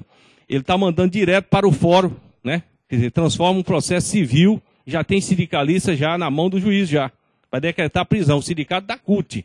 Isso é uma perseguição política que tem com o movimento sindical da CUT. Só estou dando um exemplo. O que eu pergunto para você? Enquanto os companheiros aqui de São Paulo, a CUT, o que a CUT pode fazer por nós, né? Não só no campo da CUT, os sindicatos também, da Força e outros mais, e também está sofrendo a represália também. Mas dá a entender que os sindicatos filiados à CUT é mais, tá? E posso dizer para você, Karina, que o nosso sindicato tem a prestação de conta mensal pelo Conselho Fiscal, e nós não tem problema com a justiça com relação ao dinheiro do trabalhador. E a gente foi chamado já umas 3 vezes no procurador, aqui em São Paulo, né? E está perseguindo não só nós, como os demais sindicatos. Eu gostaria de saber, com a direção da CUT, o que pode fazer, né? Inclusive tivemos em Brasília, já conversando sobre isso com vários senadores e deputados, né? Para que o presidente Lula possa fazer uma intervenção nisso. São procuradores que não gostam do movimento sindical de esquerda, né? São procuradores de direita. São 2 fatos relevantes que eu gostaria que a CUT, em 2009, né, que nos ajudasse. A terceira questão é a questão ambiental.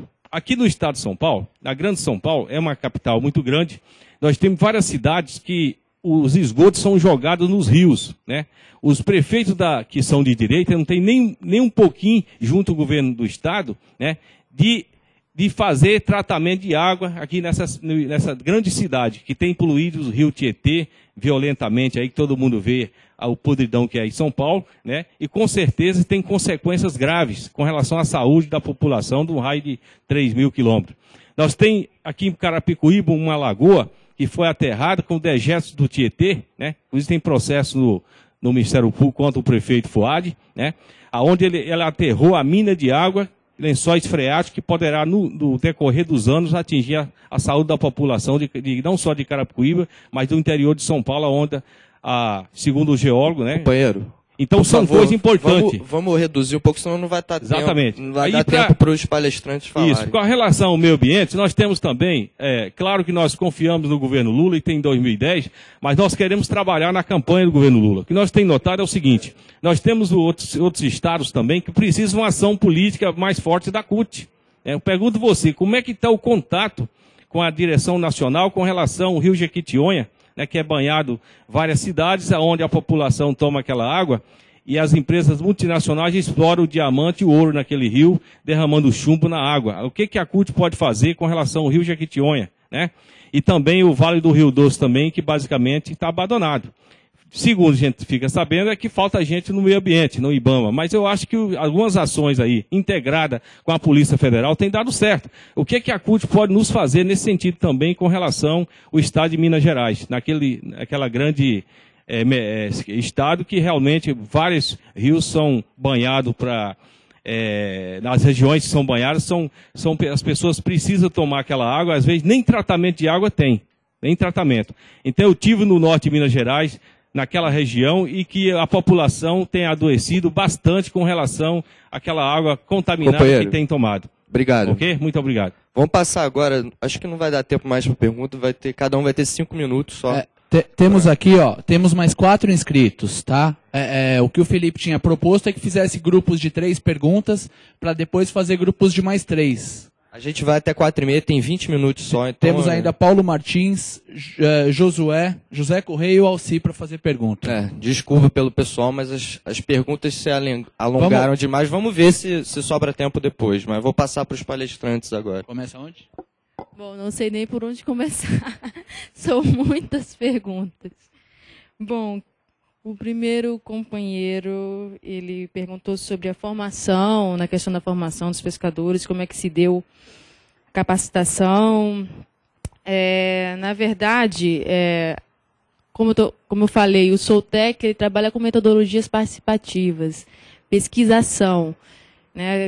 A gente procura trabalhar com a pesquisa e também com a ação, com o movimento, procurar transformar uma realidade. E, na verdade, eu posso falar mais em nome da Rede Solidariedade Pesca do Litoral Fluminense, porque essa articulação nacional tem um outro representante, um outro coordenador que participou desde o início das ações, dos encontros. Então, eu posso falar mais sobre a articulação local fluminense. Na verdade, a primeira grande atividade que nós tivemos foi a realização desse seminário. Então, foram 10 encontros preparatórios para a realização desse seminário. Foram reuniões, né, coletivas, participativas. Os temas, como eu falei, foram discutidos, foram levantados por eles, pelos representantes, pelos atores. Foram propostas deles, eles que levantaram, que achavam que eram as questões relevantes para ser discutidas na pesca. E a gente está com um momento da questão da sustentabilidade, como o próprio Felipe falou. Esse momento bem especial de como que a gente vai dar sustentabilidade para essa rede agora. Já que a gente fez com pouco recurso, a gente está fazendo muita coisa, mas com pouco recurso e com muita vontade.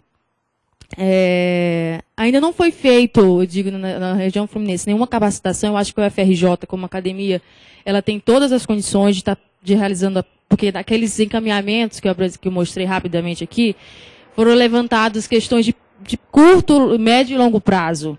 Algumas vão ser muito trabalhosas, demoradas, é um processo moroso, digamos assim, mas algumas atividades podem ser feitas já, como capacitação, realização de cursos, que a UFRJ, de repente, pode estar assumindo isso junto com outras instituições que também já trabalham lá, como a FIPERJ, é um instituto de pesca do estado do Rio, que também tem um trabalho muito forte na região, o próprio Cefet Química, que tem uma articulação muito boa em Arraial do Cabo. Então, são propostas, na verdade, a gente está fazendo um grande relatório a partir desses encaminhamentos, que estão todas essas demandas.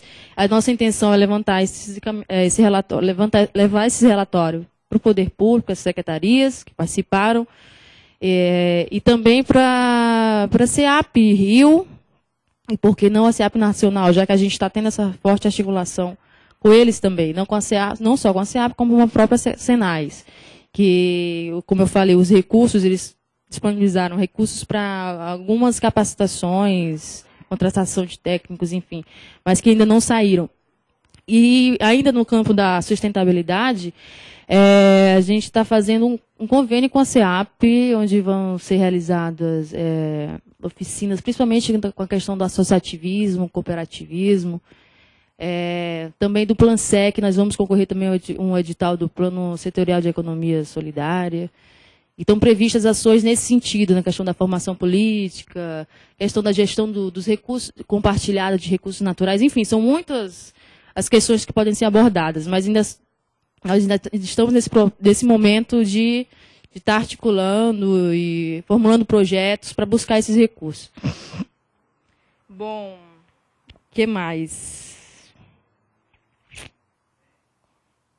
O companheiro Marco, ele perguntou sobre a questão da diversidade, né, da rede, dos componentes. Realmente, a nossa rede ela é bem plural, né? São muitas associações, colônias, e também tem muitos conflitos, é claro. Só em Arraial não sei nem dizer quantas associações de pesca existem lá. E o processo da rede está sendo muito, apesar de toda essa diversidade, a gente encara isso como um ponto positivo, porque tem sido um aprendizado muito grande, tanto nós da academia como do conhecimento técnico, científico, com o conhecimento empírico, né? Eu acho que essa pluralidade, eu não vejo muito problema nisso, não. Eu acho que isso enriquece ainda mais. E com relação à política da SEAP, como a gente estava conversando, realmente apesar de todas as limitações, como eu tinha dito já no intervalo, eu acho que é louvável a questão da secretaria, né, de 2003, que o Lula que criou, e a gente está num momento de transformar essa secretaria em ministério. Eu acho que agora, dia 4, ocorreu uma audiência pública com o secretário da Pesca, o Gregolin, o também do IBAMA, o Mink, alguns deputados, e ao que tudo indica, está se caminhando para o Ministério. Eu espero que assim seja. Porque a pesca ela tem que ser encarada com mais, não sei se com mais seriedade aqui, né? Porque a gente vê que ela sempre teve muito, como eu falei, principalmente pescador artesanal. Historicamente, a gente vê que o governo sempre teve um discurso voltado para o pescador artesanal, mas quase sempre os recursos foram destinados ao pescador industrial. Mas eu acho que, aos poucos, apesar de todos os conflitos, todas as dificuldades, eu acredito que esse cenário está mudando. Eu vejo com bons olhos essa própria articulação da rede, porque está sendo muito forte esse envolvimento, né, tanto a nível municipal, com as secretarias de Agricultura e Pesca. Eles têm participado, a rede tem crescido a cada encontro. Isso é uma coisa muito legal também, a Rede Solidária da Pesca, porque apesar da gente não ter perna, de todas as dificuldades para a realização desses encontros, para os deslocamentos, a nossa rede ela tem crescido sempre, à medida que os encontros vão se realizando. Isso também é uma vitória, porque existem muitos outros atores trabalhando nessa região com a pesca. Trabalhar com pescador também é bem complicado, eles são muito resistentes, né? Eles já chegam desconfiados. Lá vem mais um para falar, né? Você pode imaginar como é que é. E a nossa relação da UFRJ tem sido muito boa com eles, assim. A gente só está aprendendo e crescendo cada vez mais, graças a Deus. Que mais? Acho que é isso, né? Eu não vou dar espaço para os outros. Como eu falei, a rede ela tem 4 polos, nós, né? 4 regiões. Eu atuo mais na litoral fluminense. Então, essa discussão confesso que a gente nunca, claro que é uma discussão polêmica, relevante, mas eu acredito que isso tenha sido mais trabalhado com o pessoal lá de Minas. Eu não saberia entrar em mais detalhes sobre isso. Prefiro passar para... Deixa eu dar sequência, né? Vamos ver só. De fato, o tempo aqui foi muito curto, não deu para a gente aprofundar, porque eu disse, provoque o povo. Então, deixa comigo que eu vou provocar. Aí aqui, por exemplo, levanta o braço aqui quem tem celular. Por favor. Quem tem celular? Quem não tem celular, levanta o braço.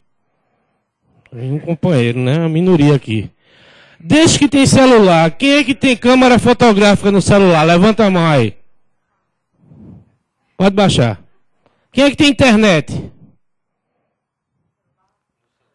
No celular. No celular. Internet do celular. Gente, isso está evoluindo. E a tendência é de que todo mundo na frente tenha um celular que tenha internet, câmera fotográfica. Você vai te falar, mandar texto, mandar arquivo, fazer tudo, conectar numa TV de 52 polegadas e apresentar um vídeo da sua greve que você fez lá. Isso é realidade. Vocês já podem utilizar. Não utiliza por quê? Porque não sabem como utilizar. E aí, viu, o Bira, né? Viu, Bira? Eu tenho números aqui, alguns. Né? Tem um livro que, por coincidência, eu comprei na saída da marcha, lá no aeroporto de Brasília, que é de um jornalista, Tevaldo Siqueira. Ele escreve para a Folha de São Paulo, para outra Carta Capital, que ele fala como compreender o mundo digital. E tem alguns números muito interessantes que eu queria passar para vocês, que é o seguinte. A nível de acesso de redes celulares, hoje o Brasil ocupa a 5ª posição. Deixa eu botar os óculos que a idade vai chegando. A 5ª posição de rede celular com 133 milhões de acessos. Não é pouca coisa. A perspectiva é de que a gente chegue em 2015 com 231 milhões de acessos. A gente tem ainda como perspectiva aqui no Brasil, para vocês terem ideia, quando em 94, quando começou, nós tínhamos 15 milhões de telefones circulando pelo país. Em 2007, 161 milhões, e a ideia chegou em 2015 em 295 milhões, e a grande maioria ser móvel de alta tecnologia. São números que estão aí colocados, e aí é verdade. O Brasil, pela dimensão geográfica, pela distribuição de renda que a gente convive aqui ao longo dos anos de uma maneira perversa, tem determinadas comunidades que não têm acesso ao básico, quanto mais a tecnologia.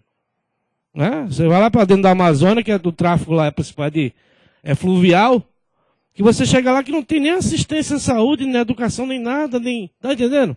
Então, quer dizer, culturas diferentes, inclusive, que aí o homem chega lá para tentar mudar, inclusive, não procura nem entendê-la como é.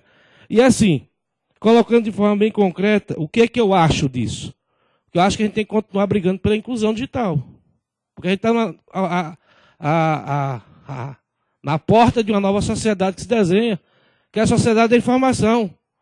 Também, por outro lado, não dá para você admitir que aqueles que têm acesso à tecnologia não sabem utilizá-la de maneira correta e com procedência em prol de a gente conquistar uma nova sociedade, que não é essa que a gente defende. Entendeu? Todos os cursos de formação que a gente vem fazendo no Nordeste, a primeira coisa que a gente faz é identificar o nível de apropriação tecnológica que o sindicalista tem. Para isso precisa de o quê? Questionário, tentando identificar qual é o perfil daquele dia. O que é que ele conhece da tecnologia? O que é que ele não conhece? O que é que precisa? E vamos lá estimular, mostrando que muitas das debilidades do conhecimento dele, ele pode superar com a autoformação. Porque hoje é tudo interativo. Tem manuais, tem curso à distância, tem um bocado de coisa. Agora, isso não é prioridade, por exemplo, da formação, que passa a ser vista agora com mais interesse, que a gente tem que estimular isso. Teve um jovem lá, acho lá nas atividades que a gente teve lá no Nordeste, que propôs, disse que ia fazer um projeto de lei para acabar com o manual de equipamento eletrônico. Aí eu digo, porra, acabar com o manual, como é que você vai mexer, né? Porque você pega o celular, a primeira coisa que você faz o quê? Usar, você não vai ler nem o manual, não é isso? Não é isso que acontece? Aí você não sabe nem que ali tem Bluetooth, né? Que ali tem infravermelho, que ali tem um bocado que você nunca usou na sua vida. Mas tem lá no aparelho, né? Aí eu disse, por que tu vai acabar com o manual? Eu disse, não, porque eu vou no projeto defender que mande um adolescente junto com o equipamento eletrônico, que aí não precisa mais de manual, porque hoje a criança já nasce sabendo manusear a tecnologia. E aí, gente, é uma verdade. É verdade. Hoje, trabalhar com jovem, a gente faz uma enquete lá assim, aqui, quem é que tem acesso à internet? E olha que tem gente do sertão, do agreste, da rural, urbana, porra toda. Quem é que não tem acesso à internet? Aí ninguém levanta o braço. Quem é que tem dificuldade de manusear a internet? Ninguém levanta o braço. Os dirigentes jovens que eu estou falando. Quem é que tem acesso fácil à internet? Aí todo mundo, blá. Aí o outro, não, eu tenho, mas é longe lá do sítio que eu moro, eu tenho que pegar uma mototáxi para ir lá para a Lan House, lá no centro da cidade. Hoje, em qualquer birosca que você vai, tem uma Lan House, é R$1. Ou não é? Então, o acesso hoje, e principalmente com esses dois governos que nós elegemos, esses dois mandatos de Lula, ele melhorou consideravelmente. Precisa melhorar? Muito mais, não tenha dúvida. Melhorou muito o acesso. E eu botei alguns números aqui que, se concretizar ou se chegar próximo, por exemplo, tudo que a escola tiver equipamento de alta tecnologia com banda larga, a gente vai ter acesso à cidade digital, já é realidade. Tem cidade que está lá com internet disponível para qualquer um. Basta você ter a tecnologia, que é sem fio, não precisa nem de cabo. Então, assim, chega em shopping center, aeroporto, tudo tem lá internet. O problema é que nós não nos apropriamos mesmo, nós não procuramos saber como é que funciona, nem para onde é que vai, essa que é a realidade. O que me preocupa mais é isso, como fazer as pessoas dominar a tecnologia. Aí, a partir daí, os companheiros vão ter mais condições de ir tratando os problemas que existem na rede. Porque a CUT é uma rede com várias redes dentro dela, né? E que ela não conversa bem com sua rede, nem a rede que tem dentro dela conversa com uma rede que... Né? Nós aqui tem várias escolas de formação da CUT presente aqui. Qual o diálogo que nós temos? Nenhum, porque é uma no Centro-Oeste, a outra lá na Amazônia, a outra lá no Rio Grande do Sul, outra em Pernambuco, outra em Minas Gerais. Como é que você pode? Tem recurso e tecnologia para isso? Tem. O que é que falta? A gente botar para moer, preparar esse dirigente tecnologicamente. Marco, é a Microsoft que está na CUT, infelizmente. E o contrato acabou de ser renovado. E a gente tem que fazer esse debate, tem que mostrar para a CUT que isso é uma questão política também. Não é só financeira, não. É uma questão ideológica que está colocada a questão do software livre. Tem comunidades e mais comunidades no mundo inteiro construindo novas plataformas. Os celulares de vocês, só para concluir, tenho certeza que boa parte deles estão hoje funcionando com software livre. Porque tem um grupo desenvolvendo, inclusive para essas grandes indústrias, com software livre. E todo mundo está vendo que é um caminho sem volta. Agora, o governo da gente oscila por causa da sua própria composição. Tem hora que sobe, tem hora que desce, tem hora que avança, tem hora que retarda, né? E a gente tem que conviver com isso. Obrigado, Greg. Ricardo, por favor. Bom, rapidamente, já que o tempo está estourado e eu passei também um pouco, tentar ficar nos 5 minutos. Marcos, você tem toda a razão, cara. Toda a razão. A gente vive, enquanto movimento sindical, correndo atrás da política implementada pelo capital. O capital tem os instrumentos, se organiza, né, e o setor financeiro é o maior exemplo de sucesso de organização de rede do capital, porque, afinal de contas, ela tem a mesma cara em qualquer canto do mundo, em qualquer espaço, sendo capital, interior, no município, no sítio, tem uma agência bancária, tem o mesmo padrão, os mesmos produtos, com o mesmo discurso, com o mesmo, né? E a gente, enquanto trabalhador, isso em todos os setores, correndo sempre atrás da demanda. Quer dizer, sempre tentando, como bombeiro, apagar o problema. Eu sempre falei que os sindicatos são um verdadeiro balcão de problemas. Os sindicatos se movem conforme a demanda de problemas que tem ali no balcão. Né? Obviamente que se busca todo o tempo, com muito esforço, se planejar em algumas coisas, mas se planeja simplesmente em torno daquilo que é principal. Nos bancários, naturalmente, as campanhas salariais e acredito que em todas as categorias sejam a prioridade, a única coisa que se consegue minimamente se planejar. Tirando desse foco, não se planeja mais nada. Aí vamos pegar a situação o trabalho das relações internacionais. Um exemplo, como o trabalho, não que não exista, ele existe e tem frutos. Trabalho na GROS, na Comissão de Raça, Gênero, Raça e Orientação Sexual, tem trabalho. Saúde tem trabalho, mas não é um trabalho planejado, como é uma campanha salarial, né? Porque os nossos sindicatos trabalham como um balcão de problemas. Só para a gente ter uma ideia em relação a isso. Hoje, no setor financeiro brasileiro, o sistema financeiro brasileiro, do bolo do sistema financeiro enquanto ativo, nós temos 76% do bolo na mão do capital nacional. E 23% desse bolo está na mão do capital estrangeiro. Quando a gente vai para as porcentagens do volume de emprego ou da oferta de emprego no setor financeiro brasileiro, 82% dos empregos estão vinculados aos bancos de capital nacional, sendo ele público ou privado. E apenas 17% são produzidos pelo capital internacional, pelos bancos de capital internacional. Significa dizer que os bancos estrangeiros têm 23% da fatia do sistema financeiro nacional e apenas contribui com 17% do volume de emprego. E quando a gente vai para o nacional e divide o nacional, também é interessante, porque os bancos privados brasileiros de capital nacional têm 44% do mercado, dos ativos, e contribuem apenas 33% do volume de emprego. Enquanto que os bancos de capital nacional, capital estatal, público, eles têm 32% do bolo, dos ativos do sistema financeiro nacional e contribui com 49,44%. E são esses bancos que mais contribuem com o volume de emprego que estão sendo atacados de todas as formas. De todas as formas. Então, é uma preocupação, sim. E aí está explicado também por que os nossos sindicatos, por exemplo, quando a gente fala em reunião de redes, isso, aquilo, claro que as redes nacional sempre foi uma prioridade, porque ela faz parte de um processo de organização para aquilo que é fundamental para a categoria, que são as negociações. Agora, quando se fala de rede internacional, óbvio que não é uma prioridade a princípio para os nossos sindicatos. Isso é uma demanda que está nascendo agora nos últimos anos, que a gente com muito esforço está tentando colocar no dia a dia dos sindicatos. Por quê? Porque a maior parte dos problemas dos bancários brasileiros se resolve dentro do próprio país. Mas não é assim que acontece no Chile, no Paraguai, onde as relações sindicais internacionais são fundamentais. Porque mais nada se resolve dentro do país. A esmagadora maioria das empresas que lá estão, sistemas financeiros, são de capital internacional. As demandas, a gestão, ela se dá fora do país. Quer dizer, cada país tem sua legislação, tem que ser cumprido, mas a política vem de matrizes de fora do país. Então, quer dizer, no Brasil ainda, nós estamos numa situação perante a organização do capital ainda, né, com certo controle do processo, porque as coisas acontecem no próprio país, mas em outros países não. E aí depende de nós o processo também de solidariedade. Primeiro que dá a resposta, porque eu sempre digo que é verdade que o capital está fora.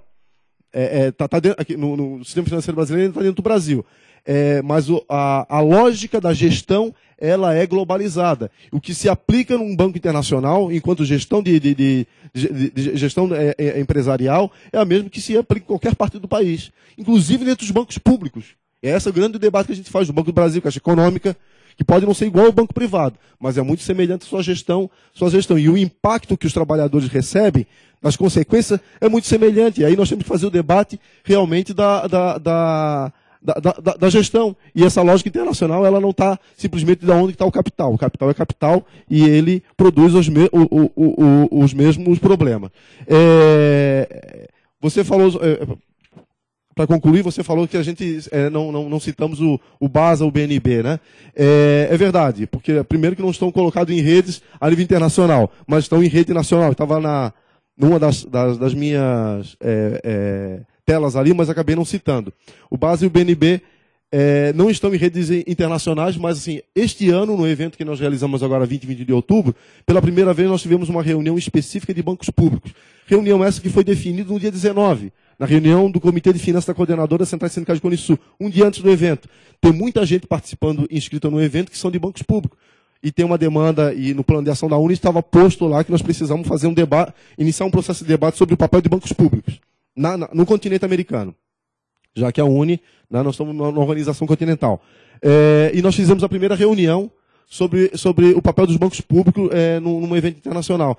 E uma das solicitações dessa reunião foi constituir uma rede internacional sobre o papel de bancos públicos. Não tem o mesmo proprietário, mas a lógica da gestão é a mesma, é privada, e qual é o papel que os bancos públicos têm que ter. Então, acredito que a partir do ano que vem nós vamos começar já a ter redes internacionais sobre bancos, sobre o temário do papel do banco público, que é fundamental a gente discutir, não só do papel dos bancos públicos para a sociedade brasileira, como é fundamental fazer esse debate em qualquer canto do continente.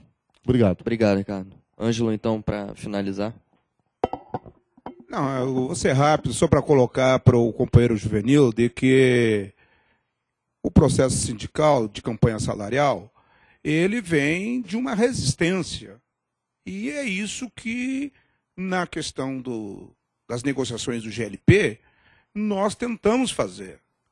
E a CUT, através da Contrax, já está tentando trazer esses outros companheiros, que infelizmente são a maioria, de que querem o processo negocial. Infelizmente, a gente ainda tem aquela velha questão de database, de fazer assembleia para dar poderes ao sindicato, mas esse outro grupamento não quer saber disso, ele quer fazer o tipo da negociação pedinte, ou seja, chegar lá e dizer assim para o patrão: quanto é que vocês têm para me dar? É o INPC, o ICV? Então tá. E acabou, é meramente economicista. O outro grupamento, do qual nós nos incluímos, nós queremos fazer uma discussão maior, mais profunda, por causa que um sindicato não é só para fazer a questão economicista, mas com esses outros problemas que agora aqui na rede a gente está aprofundando. E essa é a questão. Por isso que nós digamos assim, nos diferenciamos. Nós não queremos simplesmente ser pedinte ao patrão, nós queremos ser, e estamos sendo, uma resistência. E isso nós temos colocado para esse processo, para essa reunião mesmo agora. A Contrax fez convites longos para que esses outros trabalhadores venham, esses outros dirigentes venham para esse fórum de debate. Eles não querem vir. E daqui a questão ainda do tempo das federações, confederações, e que muito se abrigavam atrás da sigla ou da CUT, só botava no boletim ali, eu sou cutista para não sofrer nenhuma, digamos assim, oposição, e isso foram se encastelando, e é o sistema que nós temos. Agora, volto a repetir, esse processo da rede é quase que para contrapor a isso. Eu acho que o processo negocial não é meramente economicista, mas também é uma questão mais profunda e tem locais que são mais adiantados e outros que não estão tanto assim. Por exemplo, metalúrgico, bancários, petroleiros. Infelizmente, eu tenho que dizer, e eu quero aprofundar num momento correto isso, isso é uma outra realidade. Não pense vocês ou nós de que tudo no Brasil é petroleiro, bancários, ou metalúrgico, ou químicos. Pessoal, meu Deus do céu, é só olhar para os frentistas, aqueles que trabalham em posto de gasolina, ou para aqueles trabalhadores que eu falei, que são da revenda de gás. O sistema gás está nos 26 e no Distrito Federal. Está mais nas 5 mil e não sei quantos municípios desse país. Como organizar isso? Então, quer dizer, aquilo que é muito bom para um setor que está avançado na sua campanha, na sua questão, não pode ser para aquele outro. Então, eu não quero dividir, olha, são dois mundos, são dois Brasis, são duas, mas que são. Ah, vocês não vão aqui me passar aqui para o gaúcho, que não é isso, né? E isso de que, por exemplo, e aí vem a resistência. Por exemplo, os metalúrgicos em São Paulo, do ABC, o berço do sindicalismo, fez greve, vai ver se lá no metalúrgico, lá no Cafundó do Judas, não fez coisa nenhuma. Eles só ficam na sombra. E é isso, por isso que nós temos dois grupamentos. Um que resiste e o outro que obedece. Só para te ajudar no tempo. Obrigado, Ângelo. Bom, uma salva de palmas, então, para os debatedores. Acho que foi muito interessante, por mais que, aparentemente, as discussões fujam um pouco do tema de redes, na verdade, isso são os problemas que se verificam na prática, né? Na prática da formação das redes. A Regina queria dar uma palavra, a gente mudou um pouco a programação, a gente vai encerrar agora numa síntese que é a Regina, numa fala da Regina, e depois a gente vai para o coffee break. É rápido, né?